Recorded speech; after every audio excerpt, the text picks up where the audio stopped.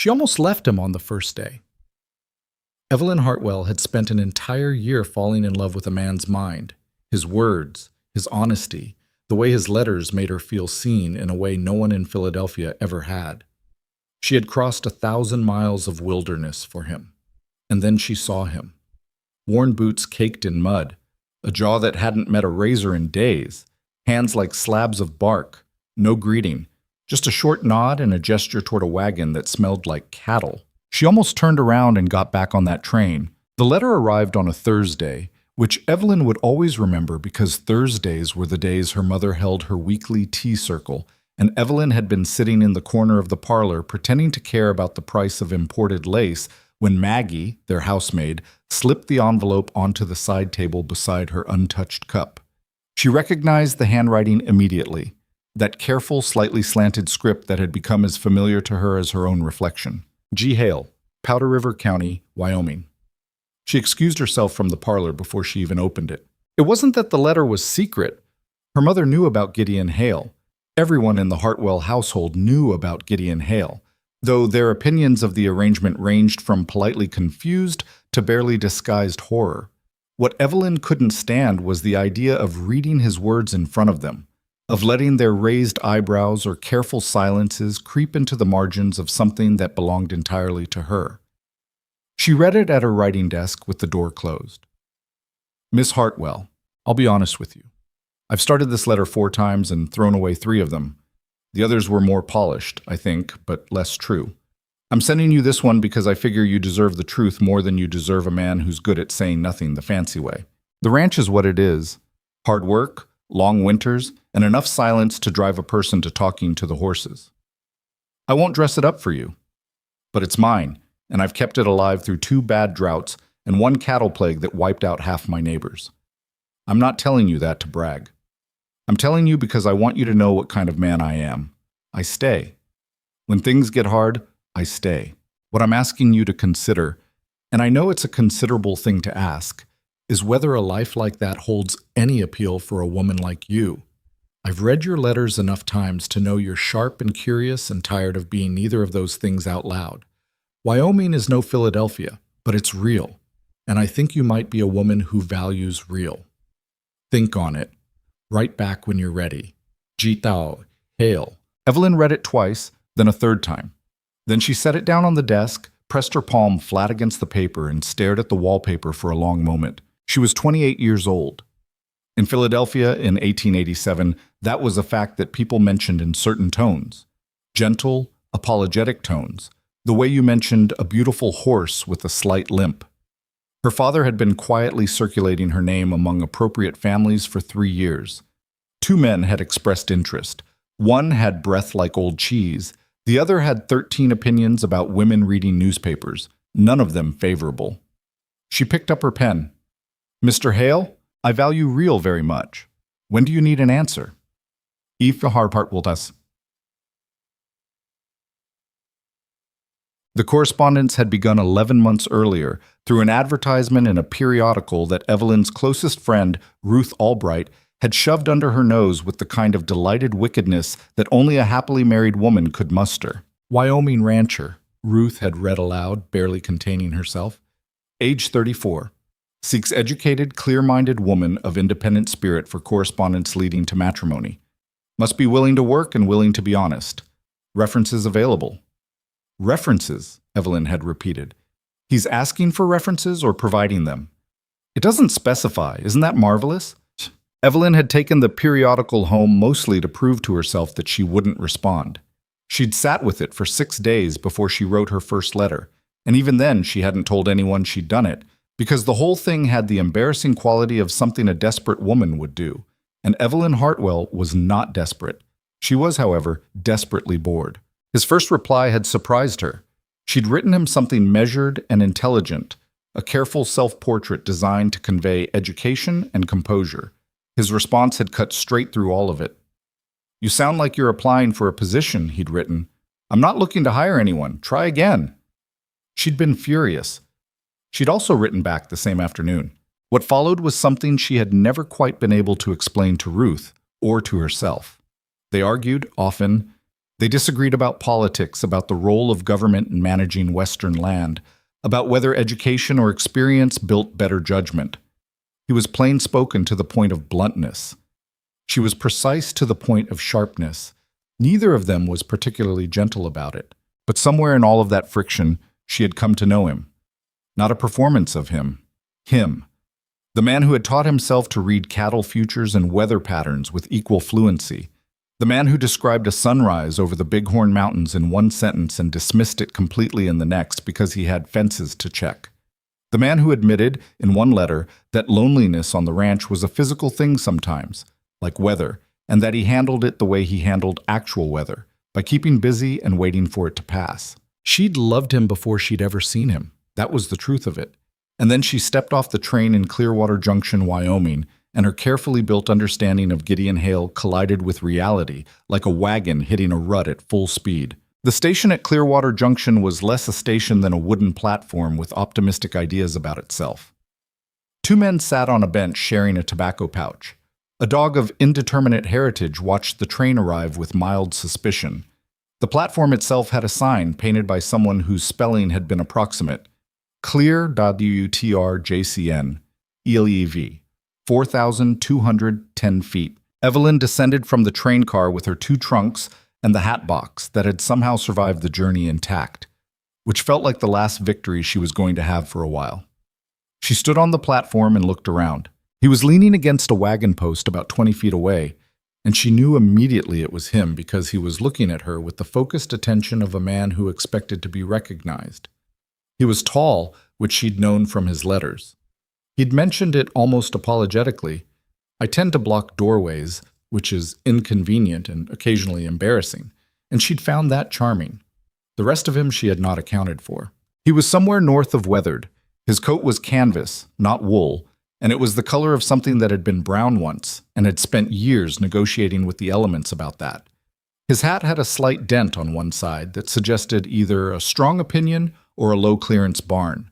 His face, beneath the hat, was lean and deeply lined in the way that outdoor men got. Not old exactly, but well used, like good leather left in the sun.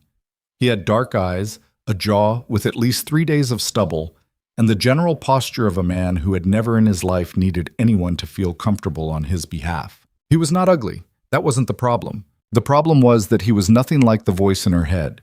For 11 months she had been reading his words in a particular register, thoughtful, measured, dry, and she had unconsciously attached that voice to an image she hadn't quite acknowledged constructing. The man in her head had been not precisely refined, but somehow gentled by his own intelligence. She had imagined someone whose exterior would carry some visible trace of the interior she'd come to know. What she was looking at was a cattle rancher.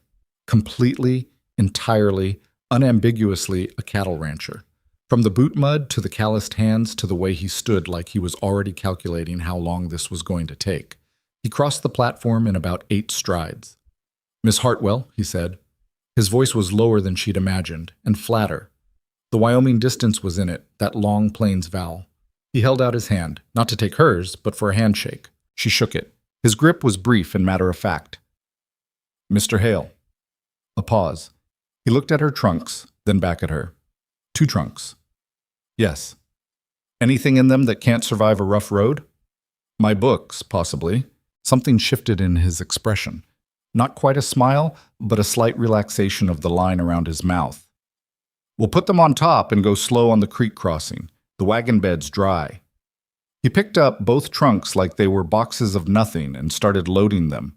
He did not ask if she needed help. He did not offer her his arm. Evelyn stood on the platform and breathed the cold Wyoming air and tried, carefully and rationally, to locate her panic. She found it immediately. It was sitting right where she'd left it, between her ribs, and it was saying something she really didn't want to hear. "You don't know this man." She knew his letters. She knew his mind on paper. She knew his opinions on railroad regulation and the ethics of dry land farming, and the particular tragedy of what happened to the Sioux after the Treaty of Fort Laramie. She knew he took his coffee without sugar and that he'd read David Copperfield twice and found it sentimental both times but kept a copy anyway.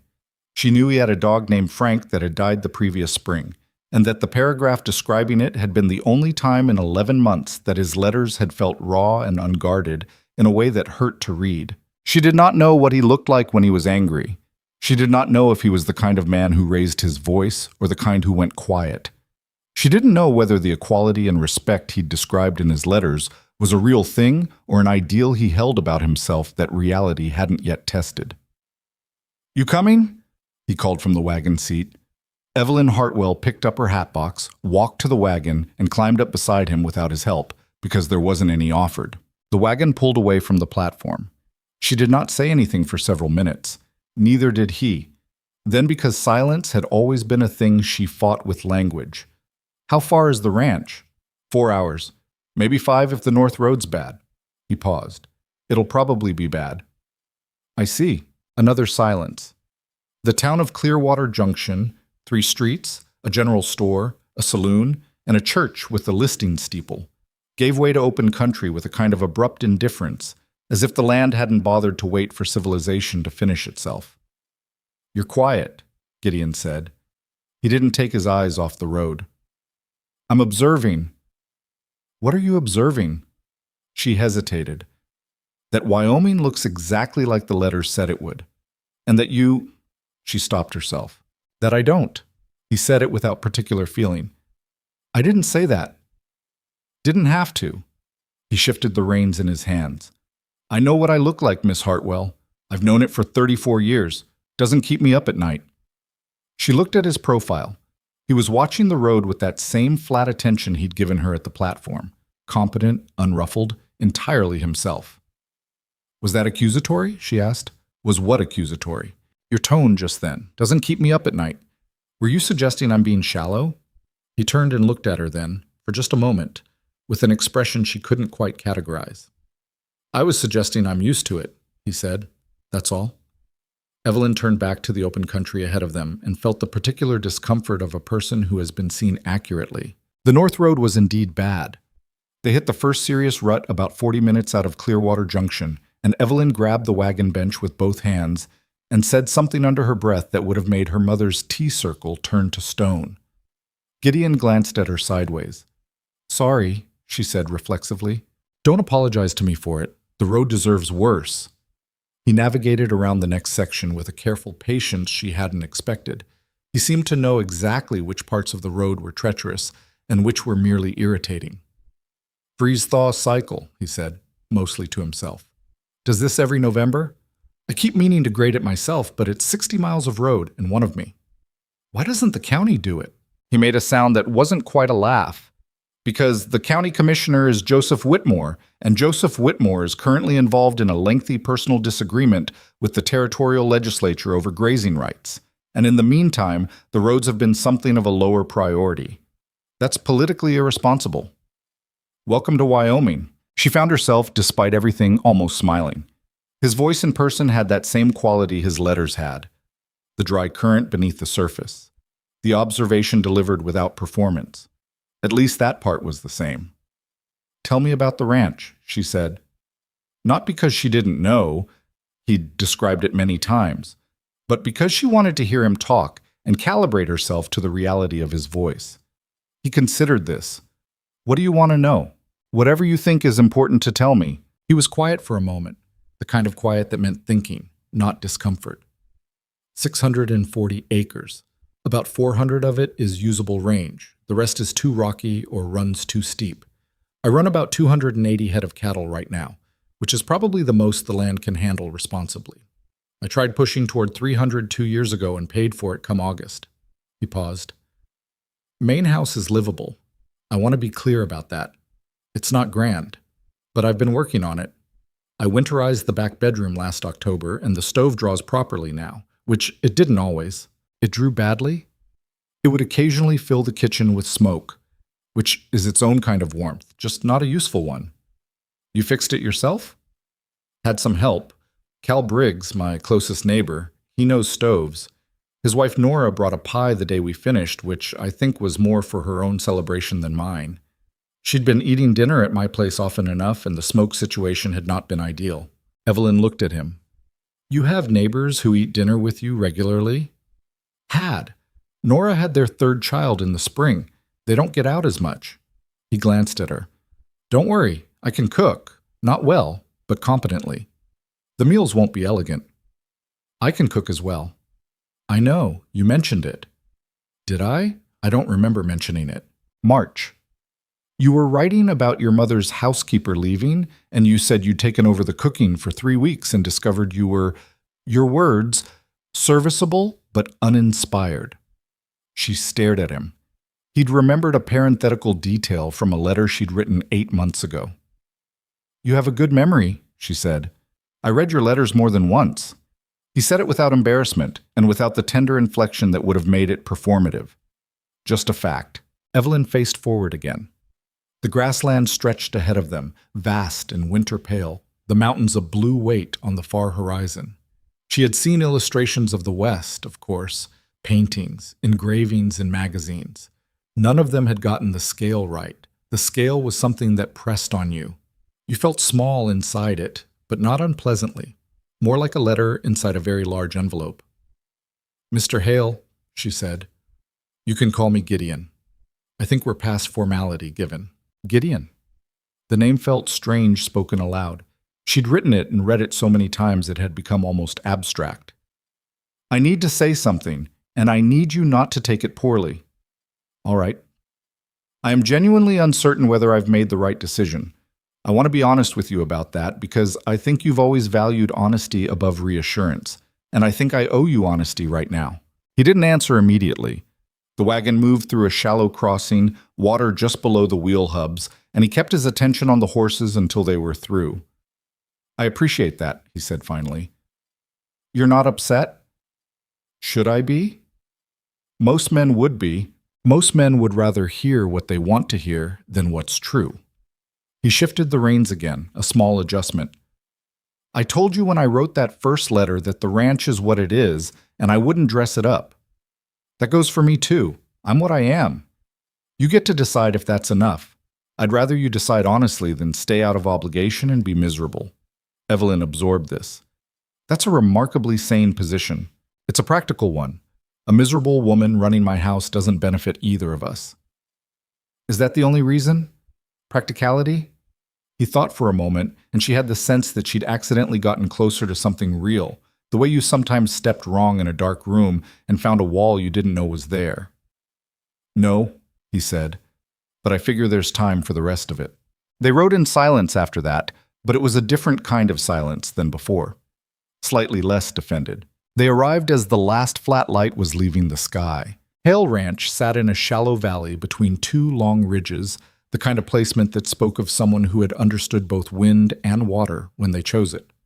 The main house was long and low, built from timber that had gone gray with weathering, with a covered porch running the full width of the front. Behind it, a barn, 2 outbuildings, and a corral where 3 horses watched their arrival with the blank, evaluating attention that horses had. It was not grand. He had said it wouldn't be, but it was solid. Evelyn had grown up in a house that was very beautiful and somewhat hollow, full of furniture selected for impression and rooms used only for guests.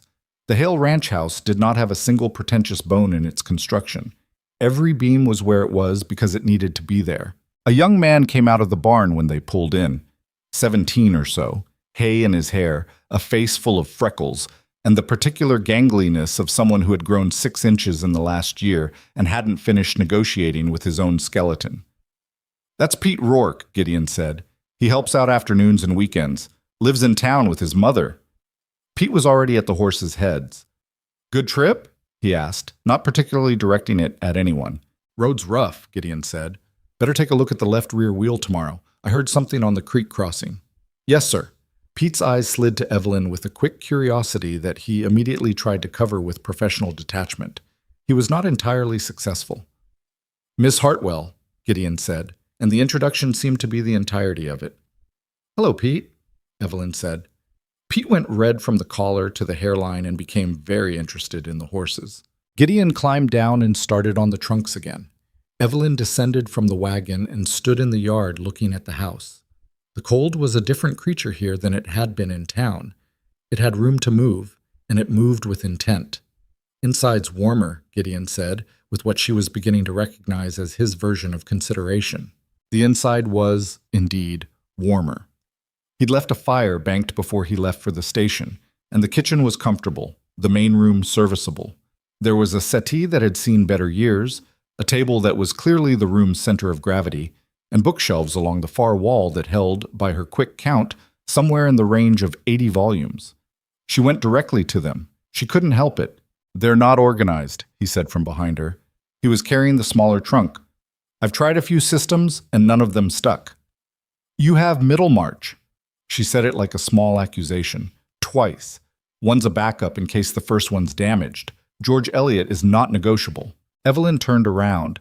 He was setting the trunk down by the far wall, and he was not looking at her, which was the only reason she allowed herself a moment to recalibrate, to let the books and the fire and the solid, purposeful construction of this room adjust, slightly, the image she'd been trying to force reality into fitting. The man in the room was the same man on the platform. Worn coat, rough hands, face that had taken weather without complaint for 3 decades. That hadn't changed, but the bookshelves were real. The Middlemarch backup copy was real. The fact that he'd banked the fire before he left, against her arrival, thinking ahead without mentioning it, was real. She didn't say any of that. She turned back to the shelves. "Where would you like my trunks?" she asked. "Back bedroom's yours. I'll be in the front." A pause. "The door has a bolt." "I appreciate that." "It's a matter of, I just want you to feel—" He stopped, cleared his throat. "The bolt works," he said. It was the first time he'd fumbled anything. Evelyn kept her expression entirely neutral. "Thank you, Gideon." He nodded and went back out for the second trunk. The first week was like learning a new language by immersion. You understood very little, you made embarrassing mistakes, and you went to bed each night with the pleasant exhaustion of someone who has used their brain all day in unfamiliar ways. Evelyn was not, and had never been, a woman who tolerated uselessness. She'd managed the Hartwell household accounts since she was 22. She'd been running a household school for her younger cousins until her aunt, in a fit of ambition, had hired a governess. She had opinions, systems, and a native instinct for organization that had always made her household situations run smoothly and her social situations somewhat complicated. She assessed the ranch's operation the way she would have assessed any household, with brisk, systematic attention. The results were interesting. On the positive side, the finances, which Gideon kept in a ledger of almost religious precision, were genuinely sound. He'd been operating the ranch at a modest profit for 3 years, growing it carefully. His cattle management, what she could observe of it in a week, reflected a knowledge that was both instinctive and analytical. He could look at a section of pasture and tell you how many head it could support in a dry summer. He understood when to sell and when to hold. He'd turned down an offer for 10 head the previous fall that his neighbor Briggs had taken, and by spring his cattle had been worth 30% more. "How did you know?" she asked the morning he explained this. They were at the kitchen table over coffee, which had become their functional headquarters for the running of the operation. Combination of things. Futures prices were soft, but the trend was a buyer's hesitation, not a real drop. Railroad line extension was coming through next spring, which would drop transport costs. And the ranches east of here had a disease problem last year. That herd was going to be smaller than expected, which meant prices would go back up. He looked at the ledger, not at her. It was a guess based on information. Might have been wrong. But you weren't. Not that time. What did you think when Briggs took the offer? Thought he might be right and I might be wrong. That's usually what I think when I'm making a decision that isn't certain. He finally looked up. Does that concern you? What? That you acknowledge uncertainty. Some women would rather a man sound certain, even if he isn't. Those women are enabling bad decisions, Evelyn said. If you were falsely certain, I'd be concerned. The fact that you're genuinely calibrated is reassuring. He looked at her for a moment with an expression she was beginning to recognize. That slight recalibration, like a man adjusting his grip. "All right," he said, and went back to the ledger. On the negative side of her assessment, the ranch's record-keeping, while financially precise, was scattered in every other category. Feed inventory was tracked in a separate system from livestock records, which were in a different book from weather notes, which Gideon kept on loose paper that he stuffed into a desk drawer and apparently retrieved by memory and faith. "This is going to be a problem," she told him on the third day, holding up a fistful of the loose papers. "Has been fine so far." "It's fine until it isn't, and then it will be catastrophic. You have no system for cross-referencing conditions with outcomes. If you had a bad winter and lost cattle, could you go back and tell me which pastures were most affected and what the weather pattern was the 2 weeks before?" He opened his mouth, closed it. "Could you tell me how that compared to the previous bad winter?" A pause. "Not exactly." "Then I'm building you a better system." He leaned against the kitchen door frame. "You're welcome to." "I'm not asking permission. I'm informing you of what's going to happen." Something in his face, not offense but recognition, like she'd done something he'd expected and was slightly pleased to see confirmed. "All right," he said, for the second time in 3 days. She spent the next 4 days redesigning his records. He watched, occasionally from a careful distance, the way a person watches a craftsman at unfamiliar work, not skeptically, but with the attention of someone learning something. On the 6th day, he sat down beside her at the table without being invited and said, "Show me how this connects to the pasture rotation." She showed him. He asked 3 questions that were sharp enough to make her rethink part of the system. She revised it. "Better," he said. "Yes," she agreed. They sat with the books between them, and it was not comfortable, exactly. They were still 2 people who were essentially strangers operating in close quarters with the daily weight of the arrangement between them. But it was functional. It was honest. And that, Evelyn was beginning to think, was a much better foundation than comfortable. The Briggs family came to dinner on the 8th day. Calvin Briggs was a broad, loud, well-intentioned man who shook Gideon's hand with both of his and told him 3 times in the first 5 minutes how glad he was to see him settling down. His wife Nora was small and compact with quick dark eyes, and a manner that managed to be warm without being excessive. She brought the baby. The baby was 4 months old and expressed strong opinions about the visit in a carrying voice. "Evelyn," Nora said when they'd shaken hands. "That's a lovely name.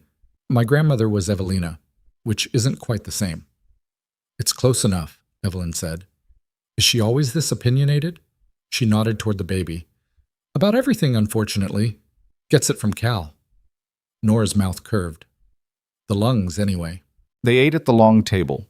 Evelyn had made a roast that was, she privately felt, above serviceable and approaching inspired, though she wouldn't have said so, and Calvin talked about cattle and roads and territory politics, and Gideon spoke when he had something to add and was quiet when he didn't, which Evelyn recognized by now as his natural rhythm. "You'll need to come to the spring gathering," Calvin told Evelyn, helping himself to more roast. "Ranchers get together at the Whitmore place. Joseph Whitmore. He's the county commissioner. Enormous house. His wife Agnes does it every spring. Good time to meet folks." "I'd like that," Evelyn said. "Gideon doesn't go every year," Calvin said, with the comfortable directness of someone who'd known the man too long for tact. "I go when I have reason to," Gideon said. "He doesn't like Whitmore," Calvin told Evelyn, as though Gideon were not present. "I don't trust Whitmore," Gideon corrected, which is different. "Why?" Evelyn asked. "Because not liking someone is personal. Not trusting them is observational." He reached for the bread. "Whitmore's been pushing the county to rezone 3 sections of public grazing land. Looks like administrative tidying from the outside. Would actually benefit his own land holdings directly and cut off water access for 4 ranches, including Cal's." Calvin's expression shifted. "I've been watching that." "Watch it closer. He's going to move on it in the spring session." They talked about it for 20 minutes, the specifics of land law and water rights and territorial politics. And Evelyn listened and entered the conversation twice with precision, and was listened to both times, which she noticed, and which Gideon noticed her noticing. After dinner, when Nora was feeding the baby in the back room and Calvin was outside with Gideon talking horses, Evelyn cleaned up the kitchen and thought about the gathering in spring and what it would mean standing among strangers, introduced as Gideon Hale's wife. Nora came back in with the baby asleep on her shoulder and helped with the dishes without being asked. "He's a good man," Nora said quietly. Not with the fervor of persuasion, but with the plainness of someone stating something they'd tested long enough to be sure of. "I believe you," Evelyn said. But? No but. I'm still learning what that means in practice. Nora dried a plate with the efficiency of a woman who had done so 10,000 times. The learning part is longer than you think, she said, and shorter than you're afraid it is. That's been my experience anyway. Evelyn didn't answer, but she kept turning it over later that night in the back bedroom with the bolt drawn and the fire low and the great Wyoming silence pressing against the walls. The learning part is longer than you think, and shorter than you're afraid it is. She fell asleep before she could decide which of those to be more concerned about. By the third week, she had stopped thinking about Philadelphia every morning. This was not a dramatic shift. There was no moment of clarity, no decision made. It was simply that one morning she woke up thinking about the fence line inventory she wanted to complete before the ground froze. And she didn't have a single thought about Chestnut Street before noon, and when she noticed this, she noticed it the way you notice that a sound has stopped, with the faint surprise of an absence. The ranch in November was not a gentle place.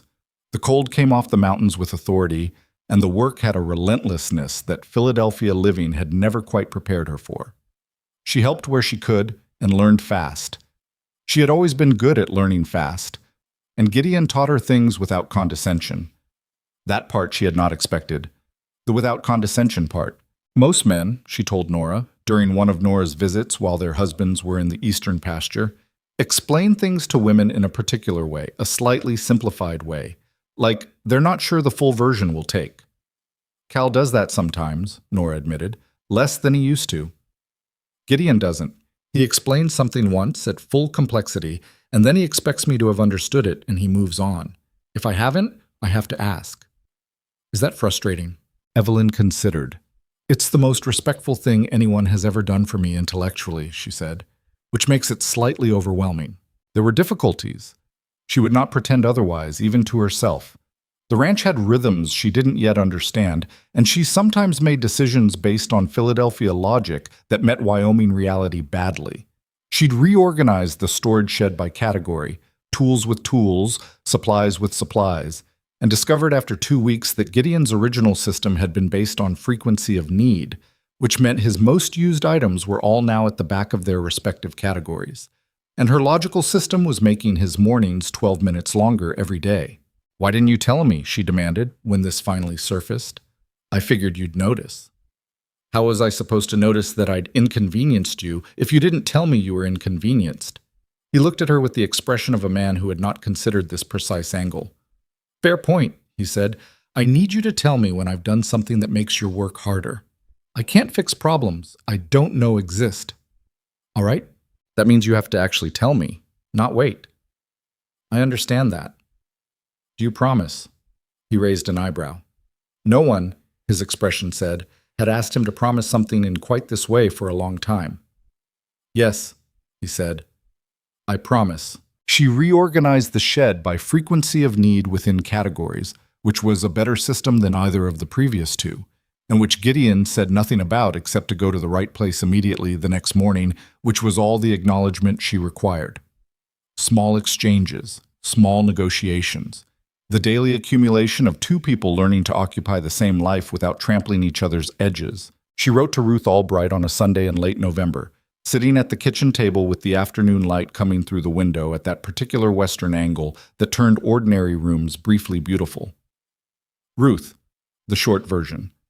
I'm still here, and I'm not entirely sure what that means yet, but I'm here. He's not what I expected.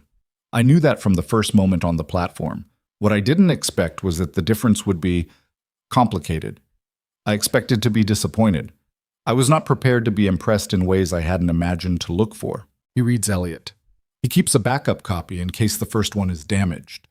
He taught himself cattle futures from a book he ordered from Denver, and has used it to make better decisions than ranchers who've been doing this their whole lives. He fixed his own stove. He doesn't explain things simply to me. He's also rough-edged in ways that are sometimes genuinely difficult. He doesn't signal his feelings. He doesn't soften news. Last week he told me very plainly that he'd been worried my roast would be dry, and then seemed genuinely confused that this was not the compliment he'd intended. I corrected his record-keeping system. He let me. He then improved my improvement. I don't know what to tell you, Ruth. I married a man's letters, and the man standing behind the letters is larger and stranger than I expected. But I don't think that's a bad thing. I think it might be the most interesting thing that's happened to me. Tell me about Philadelphia. Tell me something small and familiar. I miss the smell of the bakery on Chestnut Street. Evelyn. She folded the letter and set it with the ones going to town on Monday. Then she sat for another minute in the western light and listened to the sound of Gideon outside, moving around the barn with that steady, purposeful rhythm that had become, she realized, one of the sounds of her days. Outside, the mountains were turning purple against the darkening sky. The cold was building toward what she was learning to recognize as a serious cold. Not the ordinary bite, but something more intentional, the kind that came with clouds that stacked on the western horizon like a warning. She watched the clouds and thought about the fence line inventory she still hadn't finished.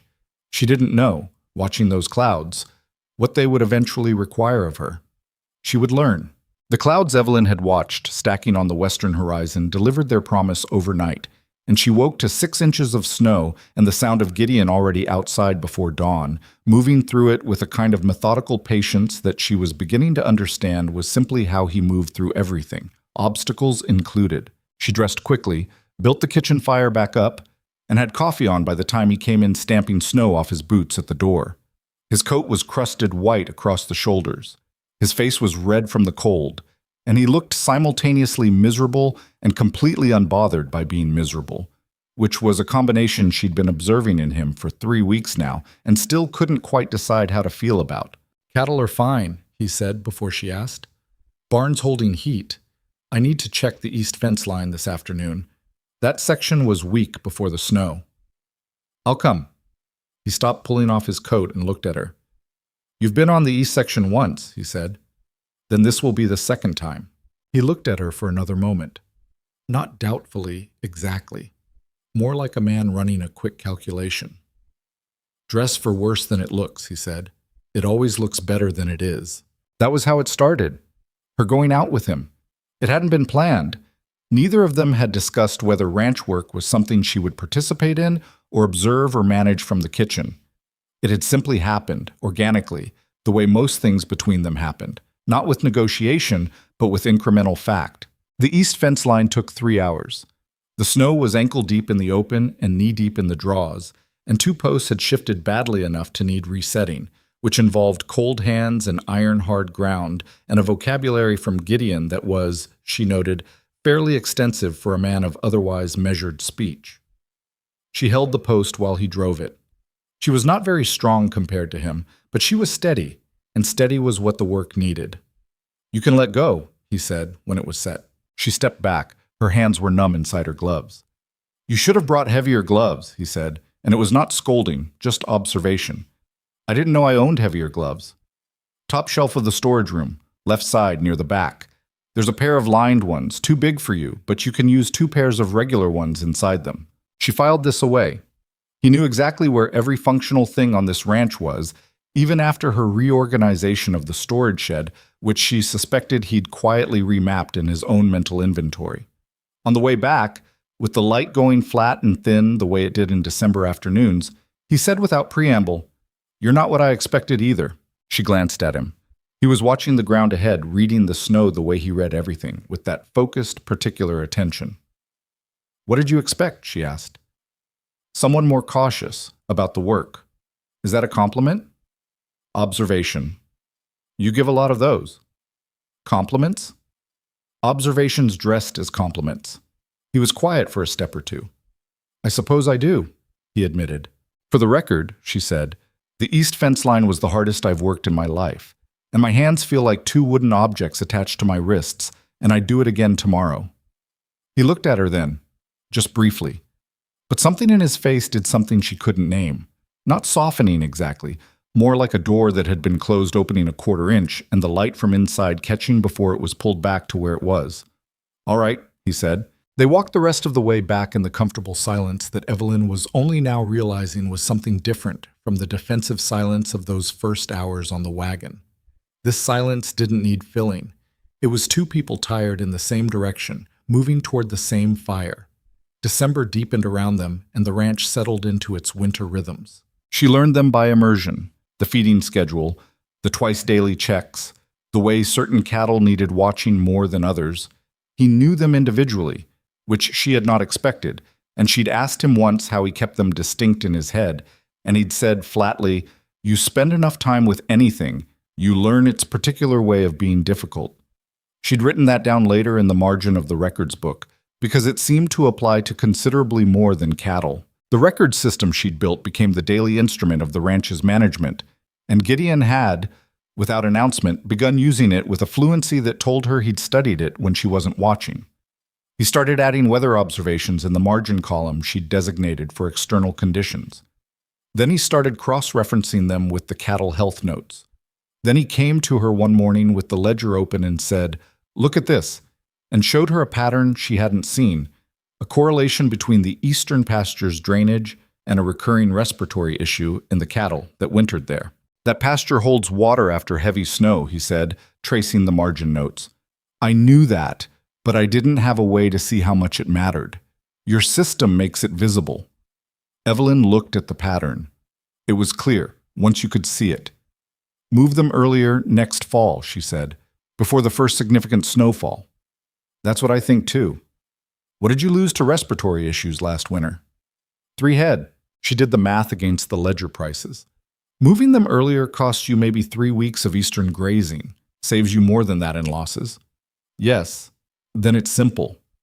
Most things are, once you can see the shape of them." He closed the ledger. "The hard part is getting to where you can see the shape." She looked at him across the table.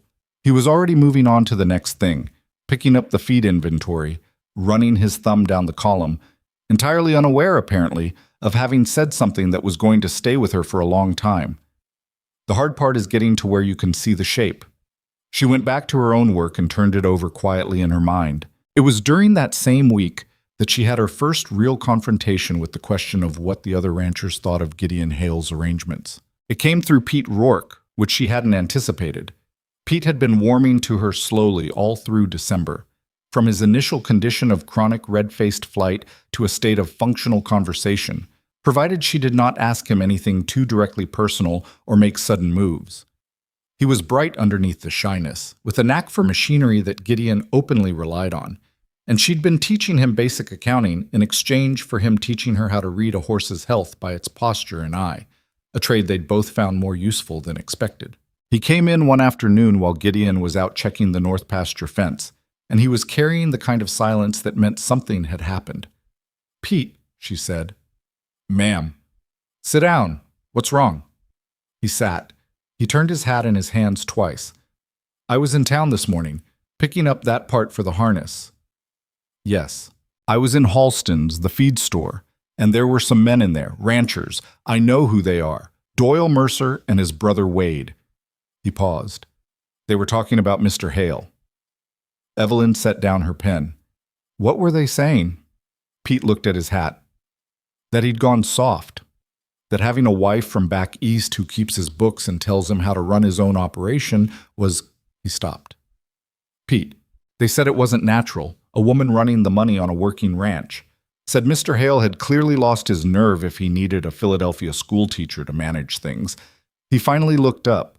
His freckled face was tight with the particular anger of a young person who has heard something unjust and doesn't have the power to do anything about it yet.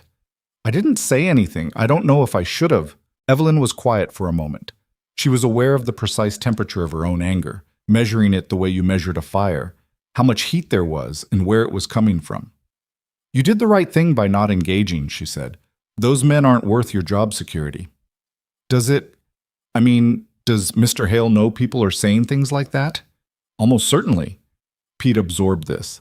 "He doesn't seem to care." "No," she agreed. "He doesn't." She picked up her pen again.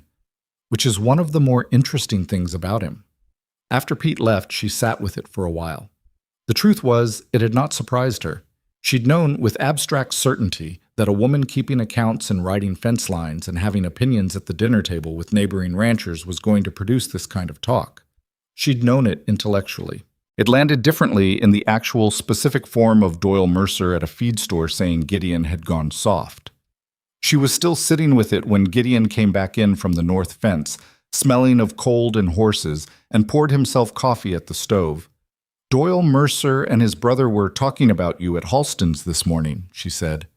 Pete heard it. Gideon turned around with his coffee cup. What did they say? She told him. She watched his face while she did it and observed. No flinch, no flush of anger, nothing that looked like hurt. Just a kind of still listening, the way he listened to weather. Doyle Mercer lost 40 head last winter, he said when she'd finished. I know, it's in the records. You made a note of it because of the market effect. He lost them because he runs his operation on instinct and stubbornness and refuses to keep records or change what isn't working. His father ran it the same way. He sipped his coffee. A man like that is going to call anyone who does things differently soft. It's not personal. It's self-defense. Does it bother you at all? Not Mercer specifically. Just any of it. He thought about this honestly, which she appreciated. It did once. When I first started running things differently from my father's methods, ran into the same kind of talk. He sat down across from her. I decided it bothered me less than losing cattle I could have saved. That's a reasonable calculus. I thought so. He set down the cup. Does it bother you? She met his eyes. A little? Not because I care about Mercer's opinion, because it means people are thinking about my presence here as something to evaluate. Whether I belong, whether I'm changing things in ways they find threatening. You are changing things. I know. And you belong. He said it without particular emphasis, like reading a line from the ledger, a fact that had been noted and verified and didn't need arguing. Evelyn felt something shift, quietly, behind her sternum. Thank you, she said. He nodded and went back to his coffee. It wasn't the most romantic thing anyone had ever said to her. It was considerably better. The partnership, because that was the right word for it, she'd decided, even before the word marriage fit properly, had its difficult passages too, and she would not pretend otherwise. They were both stubborn. They both had strong ideas. The difference was that their stubbornness tended to operate on different frequencies, which meant they could sometimes be simultaneously wrong in different directions without canceling each other out. In early January, there was an argument about the cattle rotation schedule that became, without either of them intending it, an argument about considerably more. She thought the South pasture could handle another 3 weeks of use before rotation. He was certain it couldn't. They were standing in the cold near the barn, and the disagreement had been going on long enough that their breath was making small clouds, and Pete had made himself very busy in the barn and very invisible. I've been watching this pasture for 8 years, Gideon said. His voice had gone flat in the way she'd learned meant he'd made a decision and was protecting it. And I've been analyzing the grass density and root depth for the past 6 weeks from your own notes, she said. Your observation is experiential. My assessment is systematic. They should inform each other, not compete. My observation is that the pasture is done. Your observation was made last Thursday. It's had 5 days of recovery since then with lighter traffic. 5 days is not recovery. It's partial recovery, which is different from none. She was holding her ground, and she knew she was holding it from stubbornness as much as certainty, and that was not entirely to her credit. I'm not saying I'm right. I'm saying the data supports more time. The data, he said, doesn't smell the grass or feel the freeze depth. That stopped her. He was right about that. The data she'd built was good. It was genuinely good, and he'd said so. But she'd been treating it as superior to his observation when the honest answer was that it was complementary. Different tools for a different part of the same picture. Rotate in 10 days, she said. Not 3 weeks. 10 days. That's a compromise position that takes both into account. He looked at her. 10 days, he said. Unless you see something in the field that makes 5 days the better call, in which case, tell me, and I'll adjust the records. A pause. The flat December cold around them, the cattle moving in the middle distance. All right, he said, 10 days. They walked back to the house with a few feet of air between them and the particular silence of two people who'd had a real disagreement and resolved it badly enough to have done it honestly, but well enough not to have damaged anything permanent. She made dinner. He fixed a hinge on the kitchen door that had been loose for 2 weeks. Neither of them mentioned it again. That was another thing she was learning, how to be angry with someone and not require the anger to become a verdict. Her mother handled disagreements by dissolving them with politeness until they became something no one could find anymore. She'd grown up thinking that was sophistication. She was learning it was just a different kind of damage. 10 days later, Gideon came in from the south pasture and said, You were right about the 10 days. I'm rotating this week. I know, she said. and poured him coffee. He looked at her with something that might, in a certain light, have been called amusement. "You're not going to say anything else?" "What would I say?" "You assessed it, you confirmed the call. I don't need the satisfaction of being told I was right." "Most people do." "I need the satisfaction of the ranch running well. Those are different things." She pushed the coffee toward him. "Though I appreciate you telling me." He picked up the coffee. "You're strange, Miss Hartwell," he said. And she had noticed actually for about a week, that he'd been stopping just before Mrs. Hale, like he was auditioning the word in his head and hadn't decided whether to use it yet. "So I've been told," she said. By February, the strangest thing had happened. She had stopped being afraid. Not afraid of the work. She'd stopped being afraid of that in the first 2 weeks. Not afraid of the winter, which was genuinely brutal, and had settled in with the kind of serious intention that made Philadelphia winters feel like suggestions. What she'd stopped being afraid of was the question she'd been carrying since that first wagon ride from Clearwater Junction, whether she'd made an irreparable mistake, whether the man she'd married in letters was a fiction, and the real Gideon Hale was someone she'd never be able to reach. She hadn't resolved that question so much as she'd stopped needing to. The answer had been assembling itself in pieces all along, in the way he'd banked the fire before leaving for the station, in the backup copy of Middlemarch, in the East Fence Line, and the cattle records, and the 10-day compromise, and the single flat sentence "you belong." And sometime in February, she'd looked up from the records book and realized the question had just quietly left the room. What was in the room instead was harder to name. Not love, exactly. Not yet. But something with the same structural properties. Something load-bearing, something you could put weight on and not have it shift. She wrote to Ruth again on a Sunday night in February, with the fire low and the wind coming hard off the mountains. "Ruth, I am going to tell you something, and I need you not to make it mean more than I'm saying. I trust him. Not just in the practical sense, though, that too. I trust his judgment, his honesty, his management of this ranch, and his management of himself. But I mean something more specific than that. I trust that when he tells me something, he's telling me the true version, even when the true version is inconvenient. I trust that when he disagrees with me, it's because he actually disagrees and not because he's performing authority. I trust that his respect for my intelligence is real and not a courtesy he extends until it becomes inconvenient. I didn't know I'd been waiting to trust someone until I found that I already did. The ranch is doing well. We had a hard February so far, but the cattle numbers are holding. He said last week, without looking up from the ledger, that this was going to be the best operating year in the ranch's history, and he said it the way he says things he considers settled fact. I told him I'd calculated the same thing. He said, "I know," and kept reading. "I think I'm going to be all right, Ruth. I think I might be considerably better than all right. Evelyn." She sealed the letter and added it to the pile. Outside, the wind worked at the corners of the house with its usual February determination. The ranch held. Inside, the fire settled lower in the grate, and from the front bedroom she could hear the particular silence of Gideon Hale sleeping. A sound that was not really a sound at all, just the absence of the subtle alertness he carried when he was awake. She had noticed somewhere along the way that the most honest signal of how someone occupied a space was what happened when they stopped trying. In sleep, in an unguarded moment, in the middle of a hard day when performance was too costly and only the real thing remained. Gideon Hale, in every unguarded moment she had witnessed, was exactly what the letters had promised. She had just needed to learn how to see it. She turned down the lamp and went to bed, and for the first time since Clearwater Junction, she did not bolt the door. The spring gathering at the Whitmore place happened on the first Saturday of April, when the snow had pulled back from the lower elevations and the roads were passable in a spirit of cautious optimism that Wyoming weather did not always honor. Agnes Whitmore's house was the largest in Powder River County, built in a style that wanted very badly to be Eastern, and had almost gotten there. The way a student who has studied a language from books almost sounds like a native speaker, but not quite. There were curtains with fringe. There was a parlor with furniture that no one used for sitting.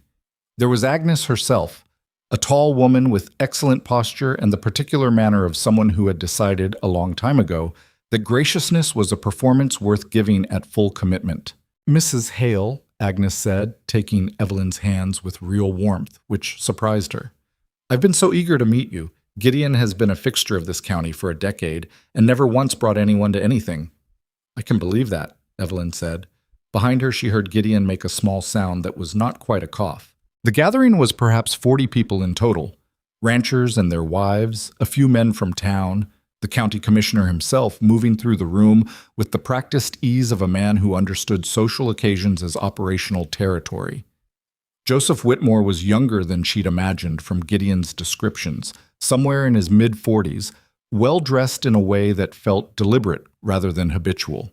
He had a good handshake and excellent eye contact, and the kind of smile that arrived at exactly the right moment, every time, which Evelyn found more unsettling than an imperfect one. "Mrs. Hale." He held her hand a half-second longer than necessary. "Your husband is one of the sharpest operators in this county. I hope you know that." "I'm beginning to," she said pleasantly. "We hear you've been modernizing his record-keeping, getting the place organized." The way he said it was not unkind, but there was something in the inflection, modernizing, organized, that placed the words in a category adjacent to charming hobby. Evelyn had heard that inflection before. She'd heard it all her life, in parlors and at dinner tables, applied to women's contributions to men's work. "I've been building an integrated management system," she said, cross-referencing weather patterns with cattle health outcomes and pasture rotation.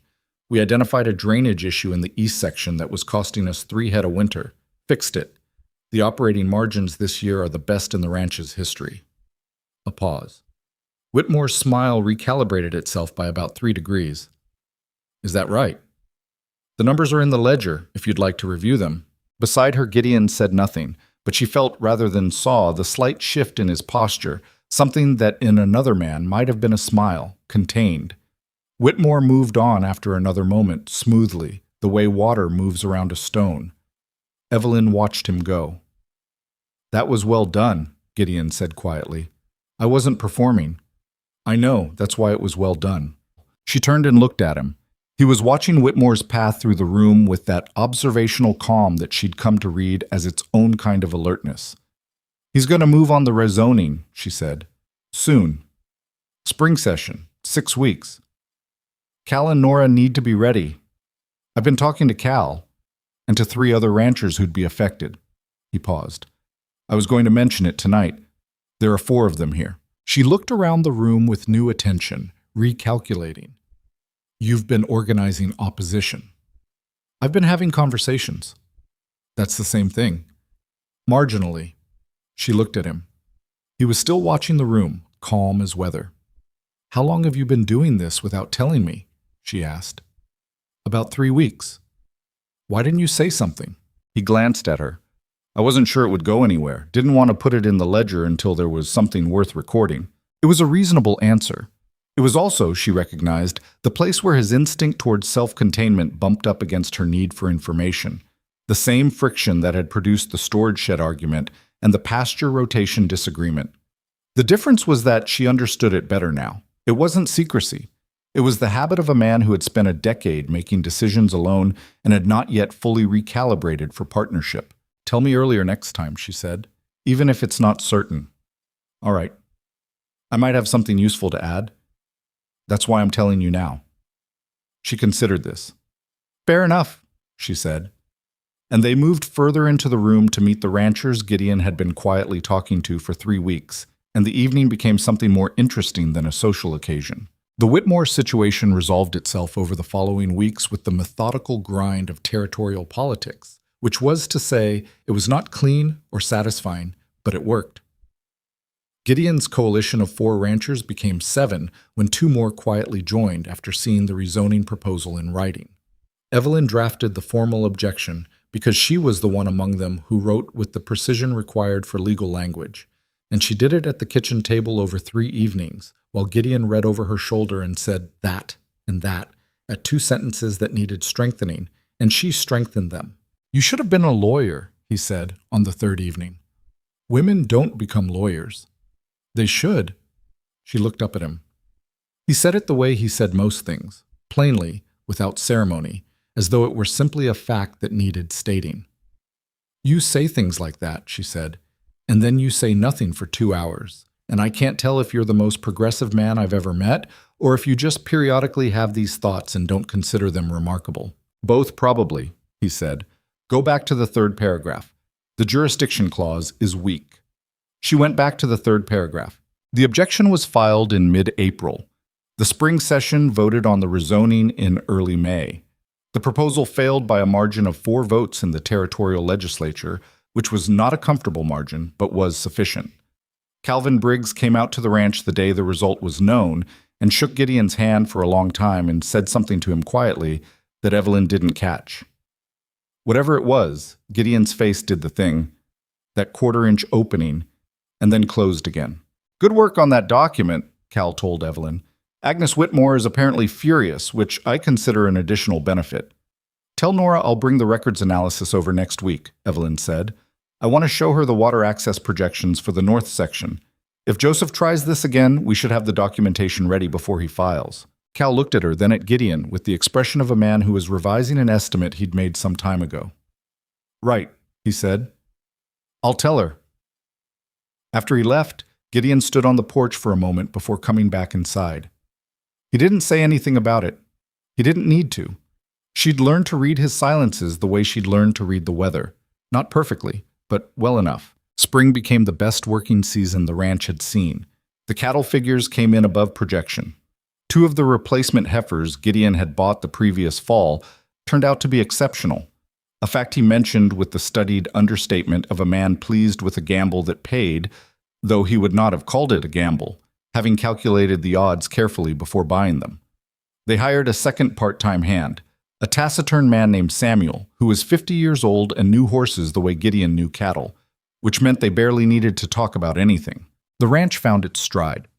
And somewhere inside that stride, without either of them announcing it or making it a moment, their marriage found something too. It was not dramatic. There was no particular evening where everything shifted. No declaration at sunset, no sudden revelation. It was more like the drainage fix in the East pasture. You changed one variable, and then the problem that had been there quietly for months resolved itself, and you noted it in the records and moved on. She started sleeping with the bedroom door open. He started making 2 cups of coffee in the morning without asking. Small things.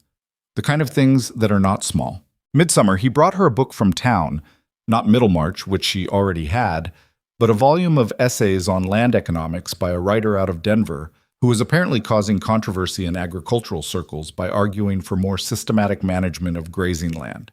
He set it on the kitchen table without ceremony and said, "Thought you'd have opinions about Chapter 4. She read Chapter 4 that night. In the morning, over coffee, she had 6 opinions about Chapter 4. He had 4. 2 of them disagreed with each other's positions. The disagreement lasted through breakfast and was still going in the background when Pete arrived for the day's work and went quietly out to the barn to avoid being in it. "You're wrong about the Commons argument," she told Gideon. "I'm not wrong. I'm skeptical. Those are different. Your skepticism is based on a reading of the evidence that cherry-picks the failure cases. My skepticism is based on having watched how people behave when they think resources are shared. They don't conserve. They take. Some do. Not all. The essay documents 3 counterexamples in the Southwest. 3. It's a new field. 3 documented examples is how it starts." He leaned back in his chair. He had the look of a man who had just realized he might be wrong and was conducting an internal review before admitting it. She'd learned to recognize this look. It usually took between 30 seconds and 2 minutes. "I'll reread Chapter 4, he said. "I'll reread your objection," she said. This was, she had come to understand, as close to tenderness as either of them naturally got at a table with a book between them. It was enough. It was, in fact, more than enough. The summer passed hard and bright and productive. Then August arrived, and with it the first signs of the fall that would come. September brought rain when it should have been dry and dry when it should have rained, the erratic kind of autumn that old-timers in the county watched with the particular attention of people who had seen what came after. Samuel, the second hand, said one afternoon in mid-September while fixing harness leather on the porch, "Gonna be a hard one." He didn't specify what. He didn't need to. The 3 of them looked at the sky without disagreement. Gideon started winterizing in September instead of October. He brought the cattle in from the North Range 2 weeks early. He ordered extra feed through Cal's Connection in Sheridan, which cost more than the standard supplier but arrived more reliably. He went over the barn roof 3 times and found 2 weak sections he replaced with new timber. Evelyn updated the emergency protocols she'd added to the record system in the spring, a section Gideon had looked at when she'd built it and said nothing about, which she'd interpreted as neither approval nor objection, but which she now understood, knowing him better, had actually been a quiet kind of gratitude. "If we lose the main road for more than a week," she said one evening in October, spreading the records book on the table, "we have enough feed for 90 days, enough provisions for 60. The creek access from the east pasture stays unfrozen down to about 15 below, based on last year's notes." He was looking at the same page. "The creek ice is faster on the north bank. I've seen it go at 10 below when the wind's off the mountain." She made a note. "I'll adjust the estimate. 12 days without the road would be the stress point. After that, we'd need to send someone to town regardless of conditions. Pete could make it on horseback faster than the wagon. Pete could make it on horseback in most things." He traced the feed inventory column with one finger. "We're good." "We're good," she agreed. She did not know, making that calm assessment with the lamplight steady and the October wind reasonable outside, that she was weeks away from being the reason the plan nearly fell apart. November came in cold, but not yet serious. The first real snow fell on the 5th, a foot overnight, and the ranch moved through it with the preparedness of people who had not been surprised. The second snow came on the 12th, another 8 inches, and the temperature settled below freezing and stayed there. It was during the brief plateau between the second and third storms that Evelyn made her decision about the fence line. The east section, the same line she'd first walked with Gideon in that early November snowfall a year ago, had a 3-mile stretch along the creek that she'd been watching in the records. Last winter's ice damage had been repaired in the spring, but the repairs were new timber spliced into old posts, and new timber and old post holes had a tendency to shift in the first hard freeze. She'd noted this in the margin. Gideon had agreed it needed checking before the serious winter set in. He had planned to do it that Thursday. Wednesday night, Pete's mother sent word from town that she'd taken ill, and Gideon sent Pete to go be with her first thing in the morning, which was the right call and not a thing either of them second-guessed for a moment. Samuel's knee had been bad since the second snowfall, an old injury that cold compressed into real limitation, and Gideon had him on barn duty only, no riding. Thursday morning, Gideon came in from the early feeding and said, "I'll check the east line tomorrow. Weather's holding." "The temperature's dropping tonight," Evelyn said. She had been watching the western sky for 2 days with the attention she'd developed over a year of learning to read Wyoming's particular vocabulary. "If the creek ices before we check those posts, we won't be able to assess the base properly until spring. It'll hold another day. Maybe." She looked at the sky through the kitchen window. "I can do it this morning. I know the line. I've walked it twice." He looked at her. "Evelyn, I know the terrain. I know what to look for. You've shown me 3 times how to assess post stability in frozen ground." She turned from the window. "It's 4 miles out and back. The weather is currently fine, and I'll be back before the afternoon light goes. You need to be here for the cattle. 3 of the heifers are close to their time, and you said yesterday you didn't want to leave them." He was quiet for a moment with the quality of silence that meant he was calculating, not resisting. "Take the gray," he said finally. "She's steadier than the roan in bad footing." "I know." "Take the saddlebag with the emergency kit. The one on the left side of the tack room, not the right. The right one needs restocking." "I know that too." He looked at her for another moment. Something in his face that she couldn't quite name. Not worry exactly. More like a man looking at something he valued and measuring the distance between it and the nearest edge. "I'll be back by 3, she said. "If you're not," he said, "I'm coming out. I'll be back by 3. She left at 8:30 on a morning that was cold and clear and still, the kind of day that Wyoming sometimes offered in November as a kind of temporary clemency before the real business began. The gray moved well under her, and Evelyn rode with the focused pleasure of someone who had, over a year, become genuinely comfortable on horseback. Not elegant, not natural-born, but competent and confident in a way that had been earned mile by mile. The east fence line came into view 2 miles out, running along the higher bank of Heron Creek.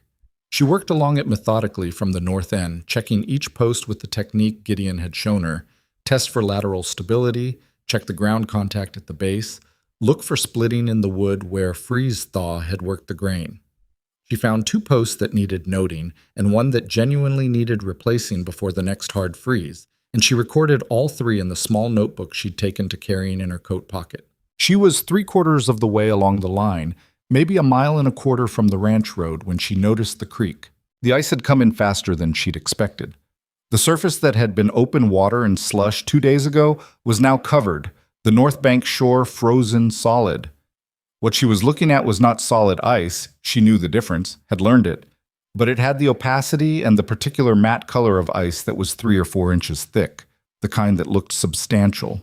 The last 3 fence posts ran along a small spit of land that curved out toward the creek bank, the ground low and wet in spring, currently frozen. The most efficient path to reach them was across a short section of the creek's lower bend where it ran shallow and usually froze hard first. She should have gone around. She knew, even as she guided the gray toward the bank, that she should go around. The extra 1/4 mile. The safe ground. That was the correct decision, and she was making a different one, and she knew why she was making it. She wanted to be done and back by 3, and she had a specific, irrational determination to prove the accuracy of her own timeline, and those were bad reasons for anything. The gray hesitated at the bank. That was the first clear signal, and she overrode it with her heels, which was a mistake the horse's instincts had been right about. They made it 8 feet onto the ice. The sound was not what she expected. It was not a crack, but a kind of deep, soft giving, like a large book falling flat. And then the gray was breaking through and lurching, and Evelyn had exactly enough time to kick free of the stirrups before the horse found its footing on the creek bottom and scrambled up the far bank in a panicked surge that left her behind. The water was not deep, 3 feet, maybe less, but it was mountain snowmelt fed, and in November it was cold in a way that was not a temperature but a physical force, and it hit her like all the air had been removed from the world at once. She got her feet under her and got herself out of the creek. That part was adrenaline and muscle memory and the particular clarity of a mind that knows it is in real trouble. She got out. She stood on the bank, soaked to the hip, and watched the gray standing 20 feet away on solid ground, reins trailing, sides heaving, looking at her with the expression of an animal that had done what it could and was now prepared to be apologetic about it. She took stock. Her lower body was soaked entirely. Her coat was wet to the waist.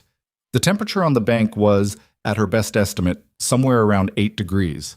The wind that had been absent all morning was beginning. She could feel it in the trees along the creek, that first low speaking that came before the real thing arrived. She was 1.25 miles from the ranch road. Her hands were shaking, not from cold yet, from the shock of the water, but the cold was coming fast. She could feel it moving up through her wet clothing with a terrible efficiency, like something with intent. She needed to get to the horse. She walked toward the gray with every bit of calm steadiness she could manufacture, talking low and even the way Gideon had taught her, because a spooked horse on a frozen bank was a second disaster she could not afford. The gray let her approach, let her gather the reins. She got her foot to the stirrup, and her leg would not cooperate properly, the cold already working on the muscles, and it took her 3 attempts to mount. She turned toward the ranch road and urged the gray into a fast walk, because a fast walk was the most the frozen ground could safely support, and because the internal voice that had been trained by a year of Wyoming practicality was telling her with increasing urgency that fast was not the problem she needed to solve. Warm was the problem she needed to solve, and fast was only useful insofar as it got her to warm. The wind arrived properly about 10 minutes into the ride home. It came off the mountains the way Gideon had described it the previous winter, not building, but arriving, as though it had been waiting just over the ridge and had finally been let through the door. It hit her wet clothing with a cold that stopped being a sensation and started being a condition. She was 1 mile from the ranch road when she understood she was in serious trouble. Her hands had stopped feeling the reins. She could see them holding the leather, but the information was visual, not physical. Her legs from the knee down were somewhere outside the normal range of sensation, present but abstracted, the way a limb feels when circulation is cut off. Except this was not a limb falling asleep. This was cold doing a more permanent kind of work. She kept riding. She was not going to make 3 o'clock. The gray stumbled on a patch of hidden ice beneath the snow and recovered, But the lurch cost Evelyn her grip on the saddle horn, and she grabbed for it again with hands that could not close properly, and found herself leaning at an angle that was wrong, correcting with her core, which worked, but the effort cost her something she couldn't afford to keep spending. She thought about Gideon saying, "I'm coming out," if she wasn't back by 3. She thought about the distance between 3 o'clock and whatever time it currently was. She thought about the creek, about the sound of the ice going, about the gray's instinct at the bank that she had overridden with her heels, because she'd wanted to finish her task and be back on time and prove something to herself about her competence. The thought arrived with a lucidity that the cold had not yet touched. I did this. I made this choice. I overrode the horse, and I went onto the ice anyway, and now I am a mile from shelter, and my hands don't work and the wind is getting worse. It was not a comfortable thought, but it was a clear one, and clear was what she needed. She stayed on the horse. The ranch road was ahead. She knew it was ahead, and she rode toward where she knew it was, with her eyes fixed on the middle distance, and her useless hands on the reins and the gray moving beneath her with the reliable, steady patience of an animal that had, despite everything, decided to get this done. She did not make it to the ranch road. What she made it to was the junction between the creek path and the field that ran behind the barn's east side, and that was where the cold finished its work on her legs and she came off the horse. Not dramatically. She simply stopped being able to stay on, and she was on the ground, and the gray was standing beside her, reins dragging, and the wind was coming off the mountain with a sound like torn cloth. She got herself to the base of a large cottonwood, and she sat against it, which was the wrong thing to do. She knew it was the wrong thing. You didn't stop moving. You didn't sit. But her legs were not in a state to argue with, and the cottonwood gave her the wind protection of its solid trunk between her and the mountain's direction.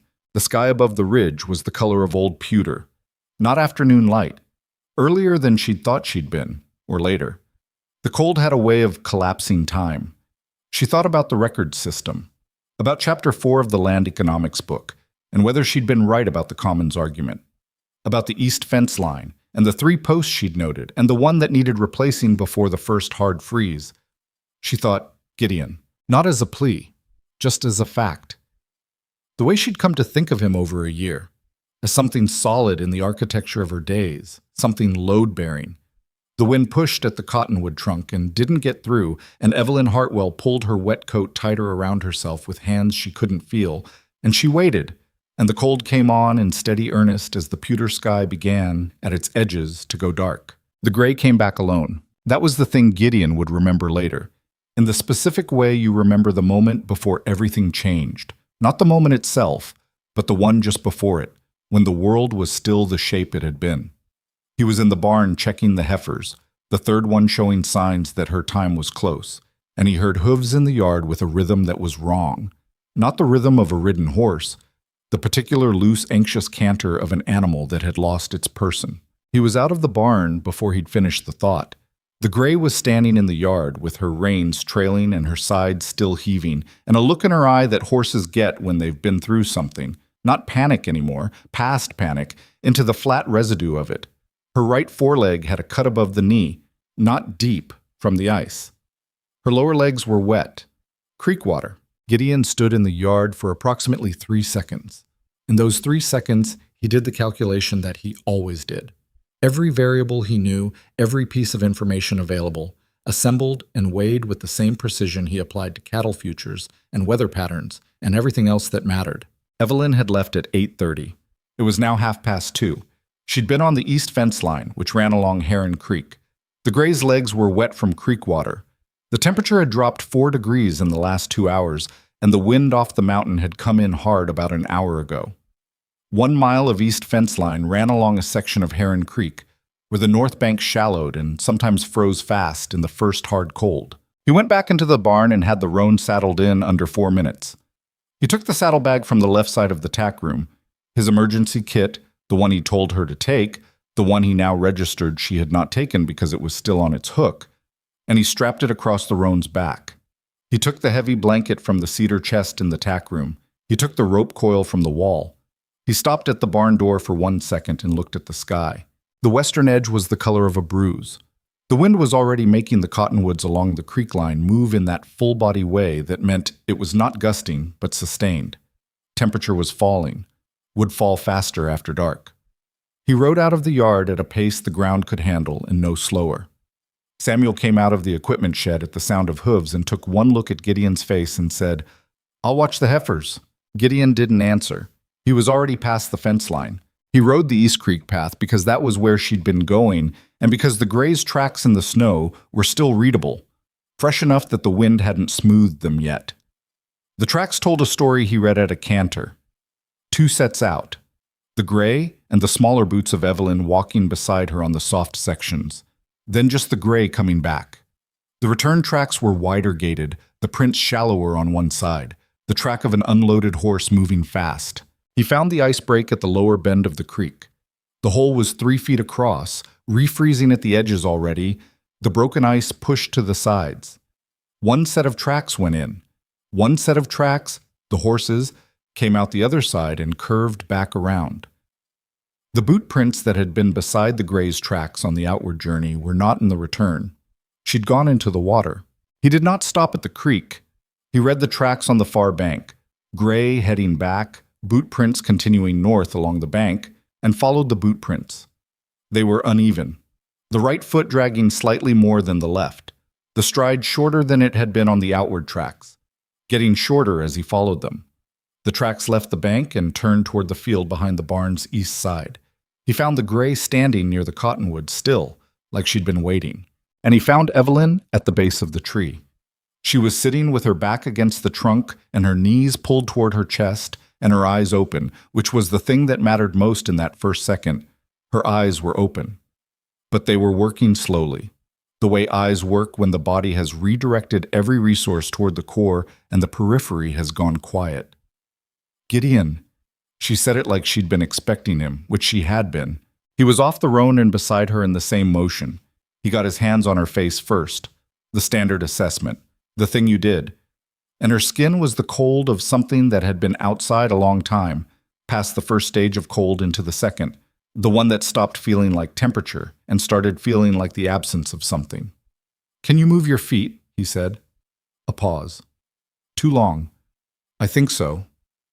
"Don't think. Do it." Another pause. "Yes." "Hands?" She lifted her right hand. It moved, but not well. The fingers not closing properly, the grip gone. He didn't waste time on the assessment beyond that. He pulled the heavy blanket from the roan's back and got it around her, all of it, tucking it at the sides the way you banked a fire. Not for comfort, but for containment, stopping the loss before anything else. Then he pulled off his own coat. "No," she said. "You need that. I need you warm. There's a difference." He put the coat over the blanket and held it there with one hand while he worked the saddlebag open with the other. He had dry wool in the bag. He always had dry wool in the bag, a lesson from his second winter on the ranch when a less serious version of this had taught him the cost of not being prepared. He got her wet gloves off, which took longer than it should have because his own hands were cold now and she couldn't help. He put the dry wool ones on her. "I went onto the ice," she said. "I know." The horse hesitated. "I overrode it." "I know that too." She was quiet for a moment. He was working on getting the saddlebag's hot water flask open. He'd wrapped it in the wool, kept it insulated, and it was still warm, not hot, but warm enough for what he needed. "You should say something," she said. "About what?" "About the ice. About the decision." He looked at her. Her face was too pale, and her lips had a color that he didn't like, but her eyes were clearer than they'd been 20 seconds ago. The voice was doing something, the effort of speaking pulling her back toward herself. "Here." He got the flask open and held it to her mouth. "Drink." She drank. It was plain water, warm, and she got 3 swallows down before he took it away. Not too much, not fast. "I'm waiting," she said. "For what?" "For you to tell me it was stupid." "It was stupid," he said. He said it the way he said things he considered settled facts. No heat in it, no satisfaction, just accuracy. "Drink again." She drank again. "That's it? That's all you have?" "What do you want me to say?" "I don't know. Something more than that." He got his arm around her, over the blanket, and pulled her against his side because contact warmth was the next thing, and standing on ceremony about it was not a luxury either of them had right now. She was rigid with cold and then, by degrees, not. "The horse was right," he said. You knew it was. You went anyway. Yes. Why? She was quiet long enough that he thought she might not answer. Then, because I wanted to finish what I said I'd do. I wanted to be back by 3. I wanted... She stopped. To prove you belonged out here. The pause that followed that had a different quality than the others. He felt it in the way her shoulder moved against him. Yes, she said. Something like that. He didn't say anything for a moment. The wind was at the cottonwoods' back and the trunk was giving them something. Not enough, but something. Evelyn. He said her name the way he didn't often say it, not as a header for an instruction, but as the thing itself. You don't have to prove that. I know that intellectually. Knowing it intellectually is not the same as knowing it. No, she agreed, it isn't. He judged the color in her face again. Better, not good. Not good enough to stay here any longer, but better.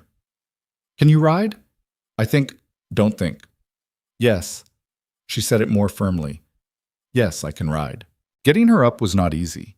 Her legs were not cooperating fully, and he had to take most of her weight, which she let him do with only a brief instinct of resistance before the practical reality of the situation overcame it. He got her on the roan, and then, because there was no other workable arrangement, got up behind her and kept her in the blanket and put his arms around her to hold the reins. She leaned back against him. Not dramatically, just settled, the way exhausted people settle when they've stopped having the resources to hold themselves at a careful distance. He didn't say anything about it.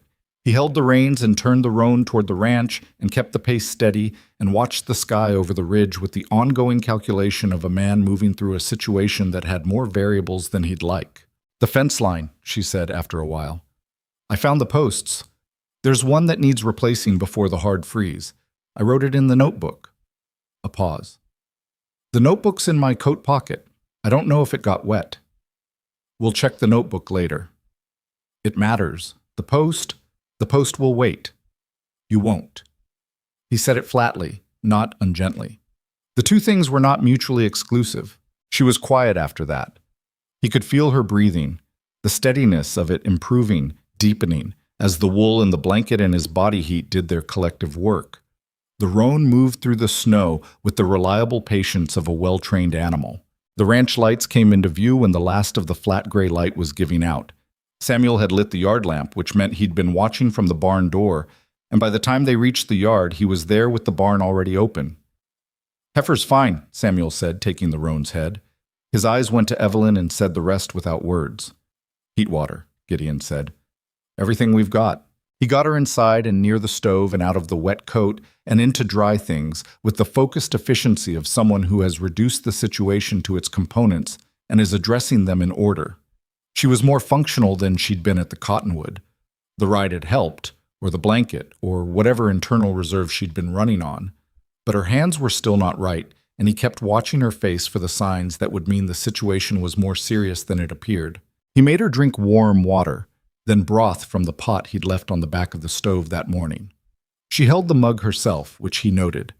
By the time she'd finished it, some color had come back that hadn't been there before. She was sitting at the kitchen table wrapped in 2 blankets and wearing his heaviest wool socks, which were enormous on her, and she looked simultaneously terrible and considerably better than she had looked 40 minutes ago. Your hands, he said. She held them out. The fingers were moving properly now, the grip coming back. There was some redness that was going to be uncomfortable for a few days, but the color was normal. No white patches, no gray. He'd seen frostbite, and this wasn't it, which was the one piece of genuine luck in the afternoon. I'm all right, she said. You're not all right. You're better than you were. That's the same thing you said about the south pasture. He looked at her. She was watching him with eyes that were clear and tired and carrying something he recognized from the Cottonwood. That particular human expression that was not quite guilt and not quite fear, but lived in the territory between them.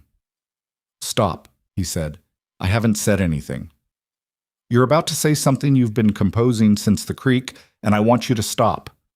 She closed her mouth, then opened it. You can't tell me not to say, I can tell you to wait until you're warm. I'm warm enough. He sat down across from her. Not because he planned to. He was going to check the heifers again, but because something in the evening had a gravity he wasn't going to argue with. All right, he said. Say it. She looked at him steadily. The kitchen was warm, the fire doing its proper work, the lamp making the room smaller and closer than it was in daylight. I misjudged you, she said, when I stepped off the train. I looked at you and I made a decision about what I was looking at, and I was wrong, and I've known I was wrong for a long time, but tonight, she stopped, looked down at the mug in her hands. Tonight, I was sitting against that tree, and I was thinking your name.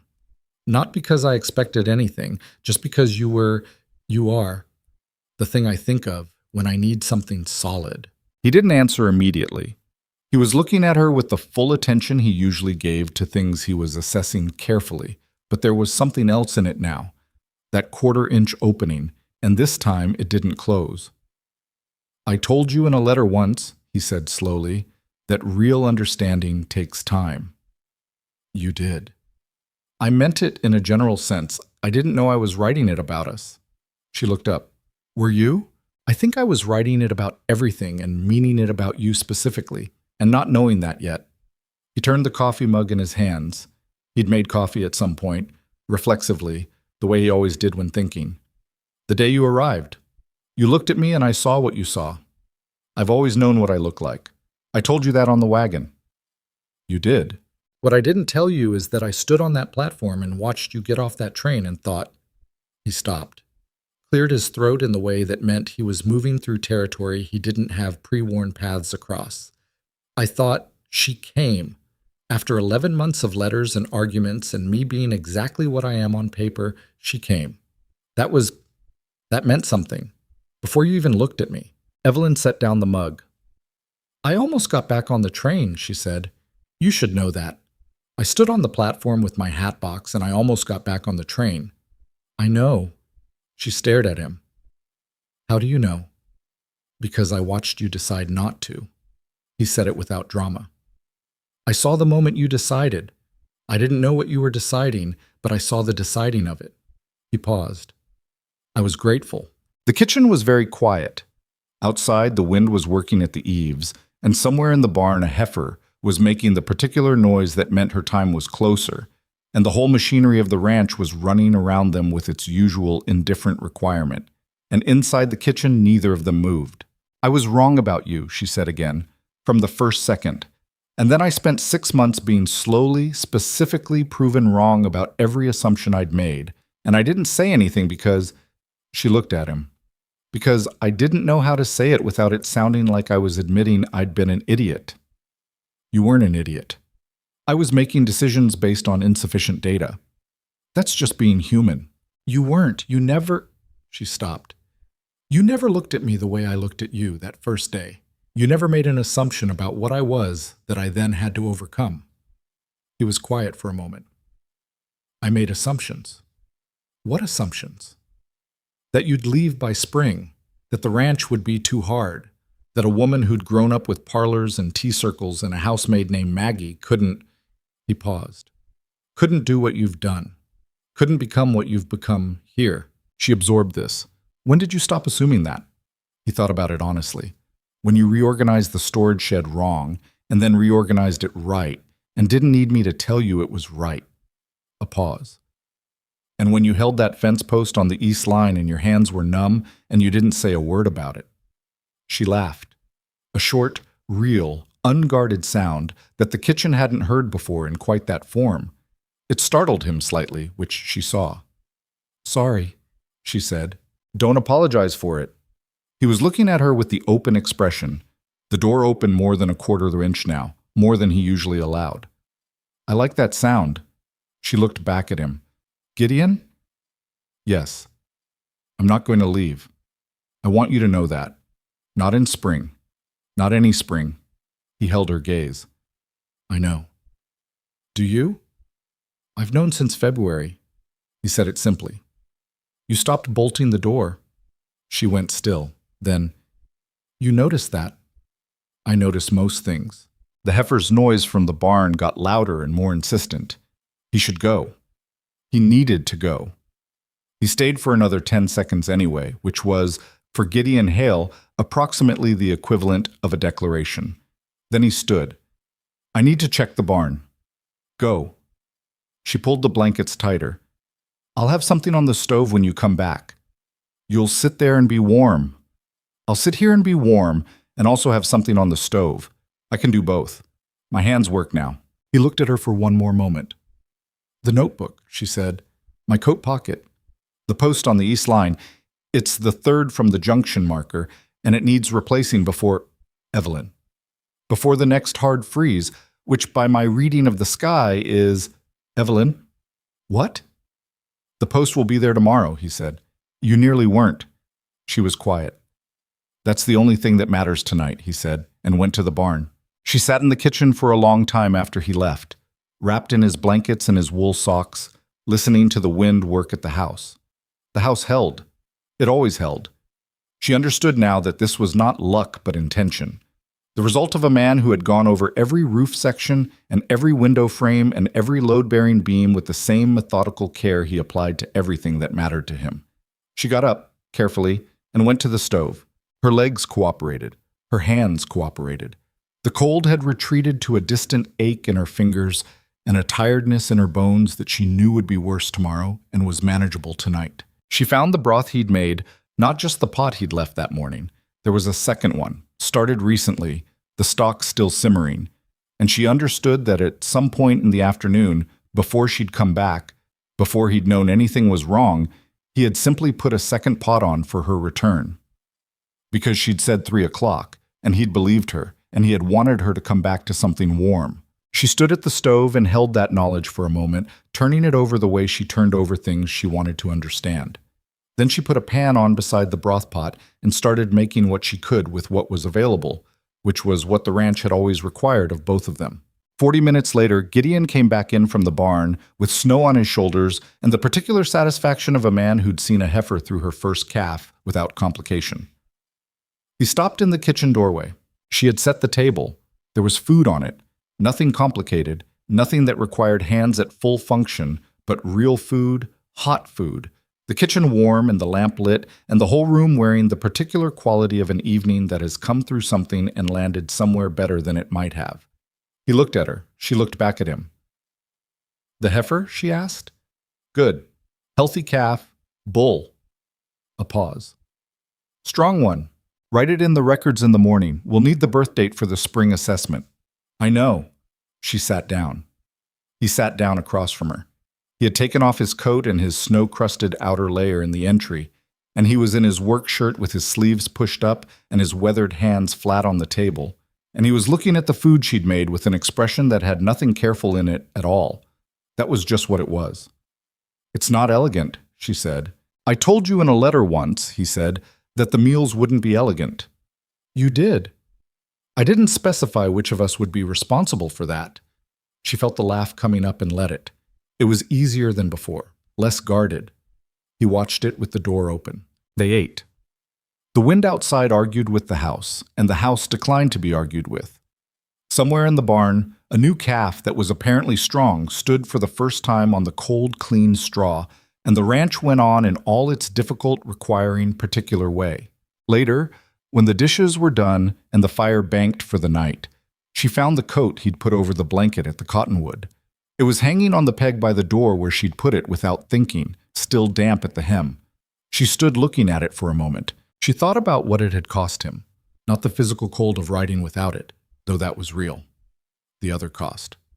The man who did not perform care, who had never in his life done a tender thing for the theater of it, who had ridden into a November storm and taken the coat off his own back and put it over hers because the arithmetic was simple, and he'd done the calculation without hesitating.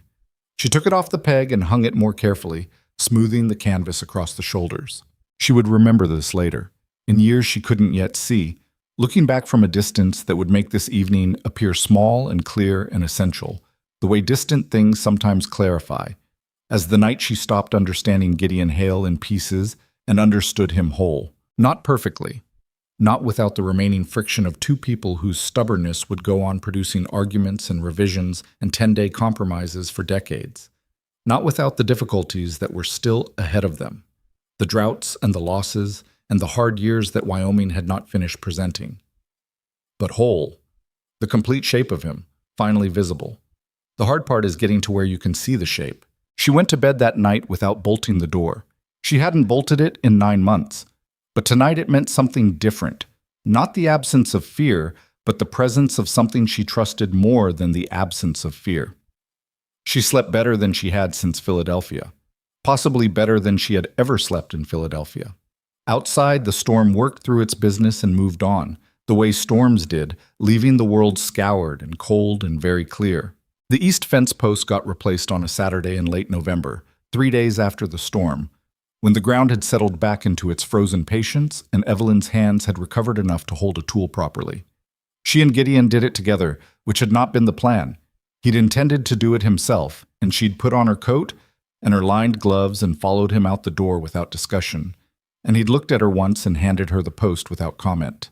It took 40 minutes. The new timber went in solid.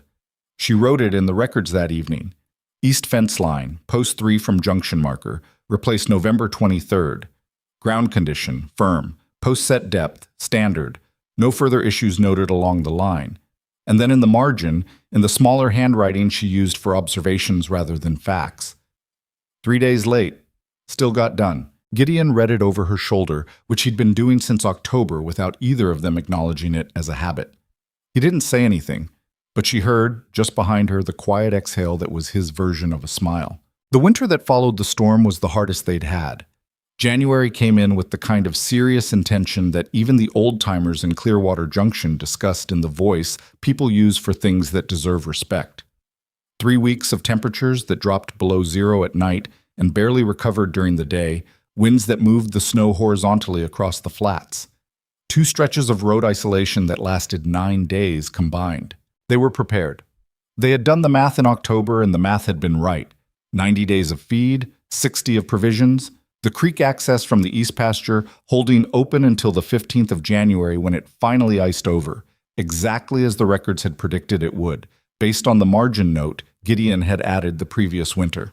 They lost 2 cattle, 1 heifer to a respiratory issue that no amount of preparation would have prevented, and 1 older bull to the cold on a night that was simply beyond what any management system could fully account for. 2 was not nothing. 2 was considerably better than it could have been. On the 9th day of the second road isolation, with the thermometer reading 17 below and the wind making the barn creak in its joints, Calvin Briggs arrived on horseback, looking like a man who had made a poor decision approximately halfway through carrying it out. Evelyn opened the door before he knocked. "Cal, I need to borrow your husband," he said. His face was the deep red of genuine cold, past the stage where it was merely uncomfortable.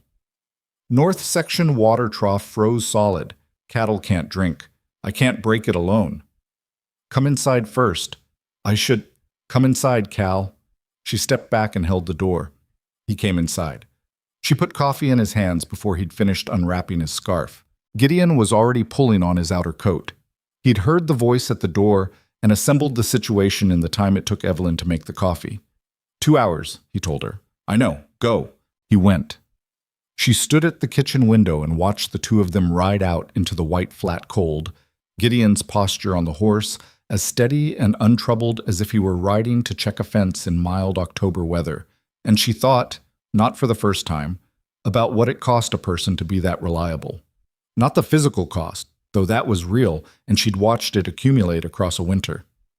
The other cost, the one that came from being the person others came to because you had never given them a reason to think you wouldn't come through. She understood it better now than she had in November, sitting against the cottonwood with her hands useless and the cold doing its methodical work. She understood what it had cost him to ride out into that storm. Not just the cold, the not knowing, the gray coming back alone, and the 3 seconds in the yard, and all the calculations that led him out the gate at a pace the ground could handle, and no slower. She thought about that cost often in the years that followed. It shaped something in her. They came back in under 2 hours, both of them ice-crusted, and Cal looking considerably warmer in the internal sense than he had arriving.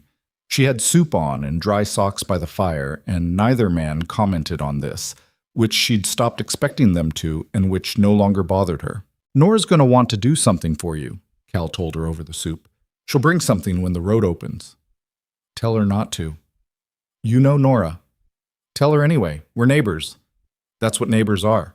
Cal looked at her with the assessing expression she'd seen from him before. the revised estimate. Then he looked at Gideon, who was eating soup with the focused attention of a man who needed the calories. "You did all right," Cal told him, with the studied understatement that men of that county used for things that mattered considerably more than their tone implied. "She did the math," Gideon said, meaning the preparedness, the records, the feed calculations. He said it plainly, without performance, the way he attributed true things. Cal absorbed this. "Yes," he said, "I expect she did." The road opened on January 28th. The rest of the winter passed hard, but not disastrously. Spring came late and grudgingly, the way Wyoming springs often did, not arriving so much as slowly overcoming resistance, the snow retreating by inches, the mud season arriving with its own particular difficulties, the cattle coming through in better numbers than the winter had seemed likely to allow. The final operating figures for the year went into the ledger in April. Evelyn recorded them in her careful hand and then sat back and looked at the numbers for a long moment. She called Gideon in from the porch.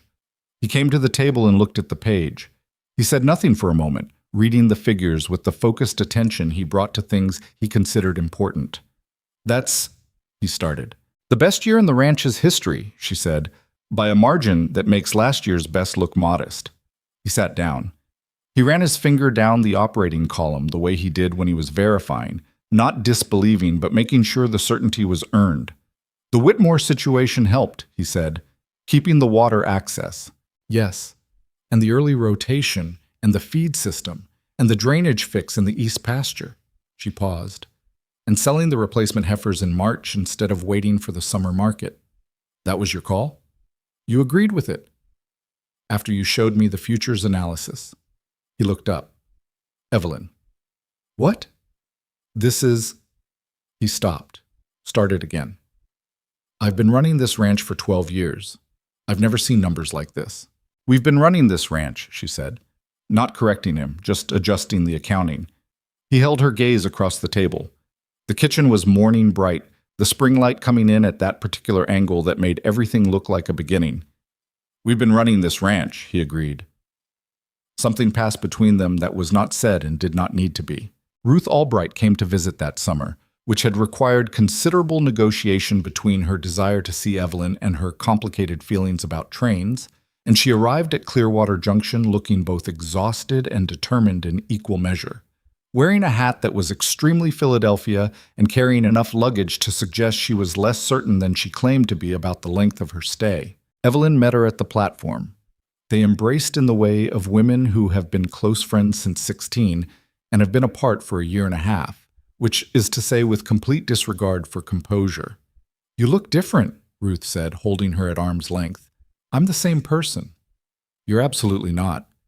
Ruth was studying her with the frank attention that had always been her particular quality. "You look, I don't know, like you fit somewhere." Evelyn laughed. "Get in the wagon." Gideon met them at the ranch in the yard, and Ruth shook his hand with the careful composure of a woman who had spent 18 months hearing about this man in letters and was now conducting a quiet and thorough assessment. He submitted to it with his usual unruffled patience. "Mr. Hale," Ruth said. "Mrs. Albright." He picked up her trunks, 2 of them. "I'll put these in the back bedroom." Ruth watched him carry them to the house. Then she turned to Evelyn with an expression that said several things at once, none of which required words. "Yes," Evelyn said. "I didn't say anything." "You were extremely loud about it." Ruth looked at the house, then at Evelyn. "He's not what I expected from the letters." "No," Evelyn agreed. "He never is." Ruth stayed 2 weeks. She helped in the kitchen and was occasionally useful in the records room and was completely useless on horseback, which she acknowledged with the cheerful self-awareness of a woman who had not spent the last year and a half riding fence lines. She and Gideon developed a careful, mutually respectful wariness, like 2 animals of different species who have assessed each other and concluded, not a threat, not a natural ally, but workable. On her last evening, Ruth sat with Evelyn on the porch in the summer dark, while Gideon was in the barn for the evening check. "Tell me something honest," Ruth said. "About what?" "About this." Ruth gestured at the ranch, the dark shapes of the mountains, the particular silence that pressed in from all sides after sundown. Evelyn thought about it. Not long. The honest answer was not complicated anymore, though it had taken a while to arrive at. "It's harder than anything I've ever done," she said, "and it's more mine than anything I've ever had." Ruth was quiet for a moment. "Are you happy?" Evelyn considered the question the way it deserved to be considered. Not quickly, not with the reflexive reassurance she might have given a year ago. She thought about the ledger with their combined handwriting in it. She thought about the east fence post and the storm and the soup she'd had on when Gideon came back from Briggs's north section. She thought about arguments over Chapter 4 and 10-day compromises and the sound of him in the barn in the early morning, moving through the feeding schedule with that steady, purposeful rhythm that had become one of the sounds she organized her days around. "Yes," she said. Not in a simple way, but yes. Ruth nodded slowly. "He loves you," she said. "I don't think he's said it, but it's in everything he does." "I know." "Have you said it?" Evelyn looked at the barn lights. "Not in those words." "Evelyn, some things don't require the specific word. They require the specific action." She paused. "I stayed. That was my word." Ruth was quiet for a moment. Then she said, with the dry precision that had always been her particular gift, "I'm going to tell you that's either the most romantic thing I've ever heard or a massive rationalization, and I'm genuinely not sure which." Evelyn laughed. It carried out into the dark Wyoming night and went somewhere. She said the word eventually. Not on Ruth's schedule. One morning in late October of the second year, the anniversary of the storm approaching and the mountains already carrying their first serious snow, she was at the kitchen table with the records, and Gideon was at the stove, and she looked up and said it without planning to, the way some true things emerge. Not when you've prepared them, but when they've simply become too present to stay inside. He turned from the stove. He looked at her for a moment with that fully open expression, the door not a quarter inch, but all the way. "I know," he said, and then quietly, "I do too." It was not a scene from a novel. He did not cross the room and take her face in his hands. He turned back to the stove and finished what he was doing, and she turned back to the records, and they had breakfast, and the morning went on in all its ordinary, requiring way.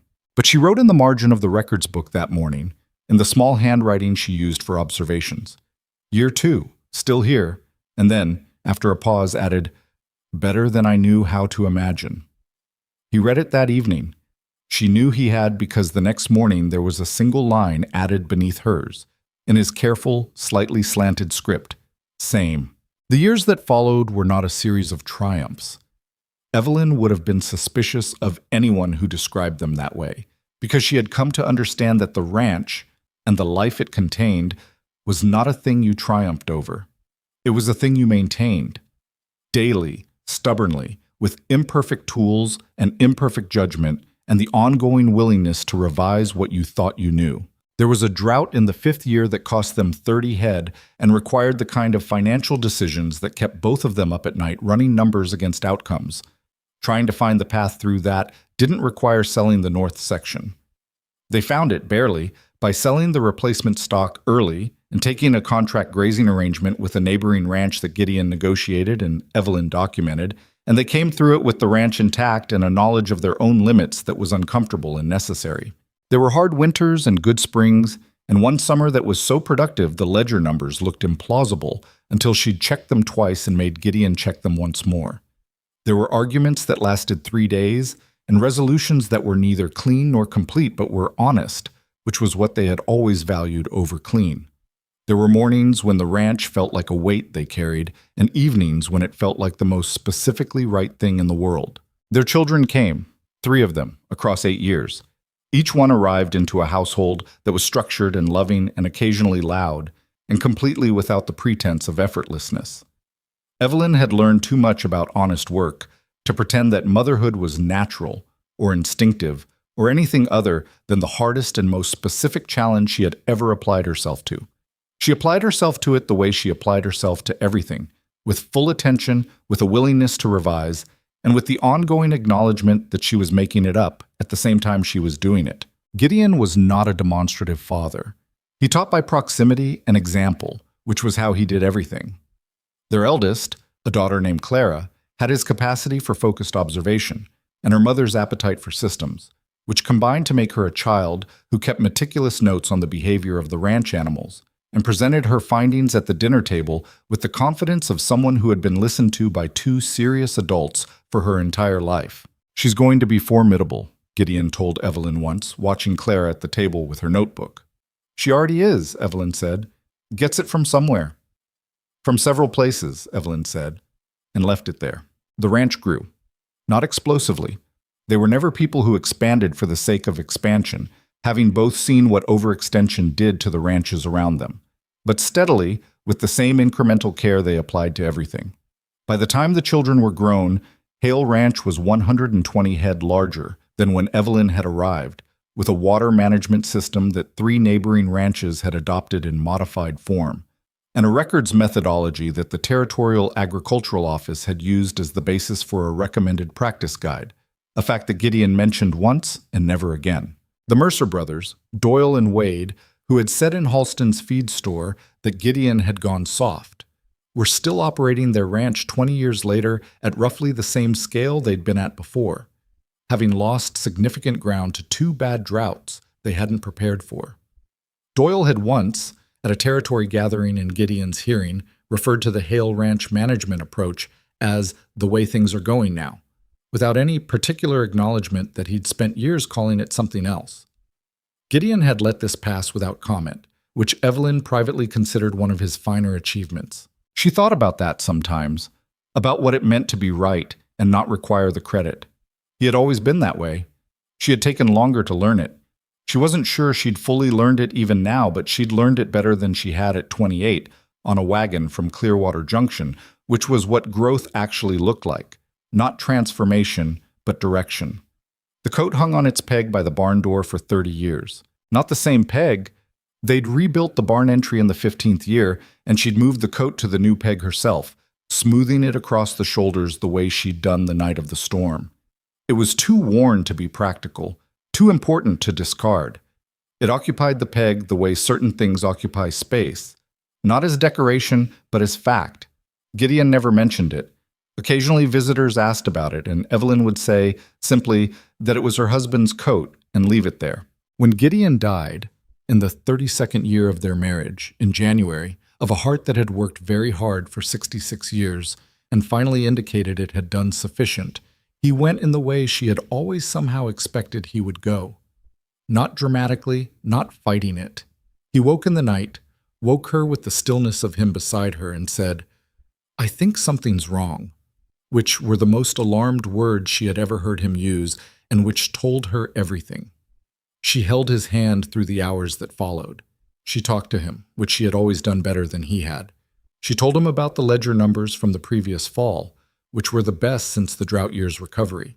She told him the east fence line was in good shape. She told him Clara's youngest had his eyes. He died with her hand in his at 4 a.m, when the January sky outside was the deep clear black of a cold that had come off the mountains with serious intent. She sat with him for a while before she called anyone. She thought about the platform at Clearwater Junction and the man who had crossed it in 8 strides and held out his hand for a handshake. She thought about the first letter. I stay. When things get hard, I stay. She thought about the cottonwood tree and the gray coming back alone and the sound of hooves in the yard with the rhythm that was wrong. She thought about how long it had taken her to see the shape of him, and how completely she had seen it once she had, and how the shape had not changed in 32 years. Only clarified, the way things clarify when you have known them long enough. She went to the barn entry at first light, before she called Calvin Briggs, before she told the children. She stood in front of the coat on its peg. She put her hand on the canvas shoulder, the way she had that first night. It was cold to the touch. It was worn through at the left elbow, where he'd always carried the fence tools. It smelled like the barn and the cold, and the particular combination of things that had been the smell of her life for 32 years. She left it on the peg. Clara found her there, a half hour later. Clara, who had her father's stillness and her mother's precision, and who stood beside her without speaking for a long moment in the way her father would have stood. "He was a good man," Clara said finally. "He was a great one," Evelyn said. "I almost missed it entirely." Clara looked at her. "The train platform?" "Yes." "You've never told that story to us, the full version." Evelyn was quiet for a moment. The morning light was coming in through the barn entry, The particular winter light of a cold, clear day, and the ranch was waking around them the way it always woke. The cattle beginning to move, Samuel's replacement of 20 years making sounds in the equipment shed, the whole machinery of the place proceeding with its usual indifferent requirement. She looked at her daughter, this woman who had been born into a life built on the lesson Evelyn had learned the hard way and spent 30 years trying to embody. The short version, she said, is that I stepped off a train and looked at a man and decided I knew what I was looking at, and I was completely wrong. Clara nodded slowly. And the long version?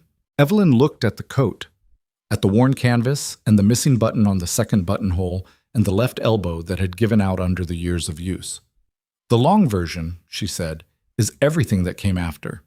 She took the coat off the peg and folded it over her arm and carried it back to the house, because the barn was cold and the coat needed to be somewhere warmer, and because some things deserved to be brought inside. The ranch went on. That was the last true thing about it, and also the first. It went on. The records she had built in that first winter were still the foundation of the management system, updated and expanded across 3 decades, cross-referenced and revised and occasionally argued over. The east fence line was in good repair. The north pasture drainage was managed. The figures in the ledger for that year, the year Gideon died, were the best in the ranch's history, which was a fact she would have found ironic, except that she understood it too well for irony. This was what he had built. This was what they had built. It did not require him present to continue being true. She ran the ranch for another 11 years after he died, with Clara and eventually Clara's husband taking on the physical work as her own body made its opinions increasingly known. She kept the records herself until her 80th year, when her handwriting became less reliable than her standards permitted, and she handed the ledger to Clara's youngest, the one with Gideon's eyes, with the same matter-of-fact gravity with which she had first built it, sitting at a kitchen table in the first winter, while a man she had not yet understood moved around the ranch with quiet, purposeful competence. She told people occasionally, in the last years, when they asked about the ranch and how it had become what it was, we figured out that 2 people seeing things differently is not a problem. It's the whole point. She was not sure she had believed that on the wagon from Clearwater Junction.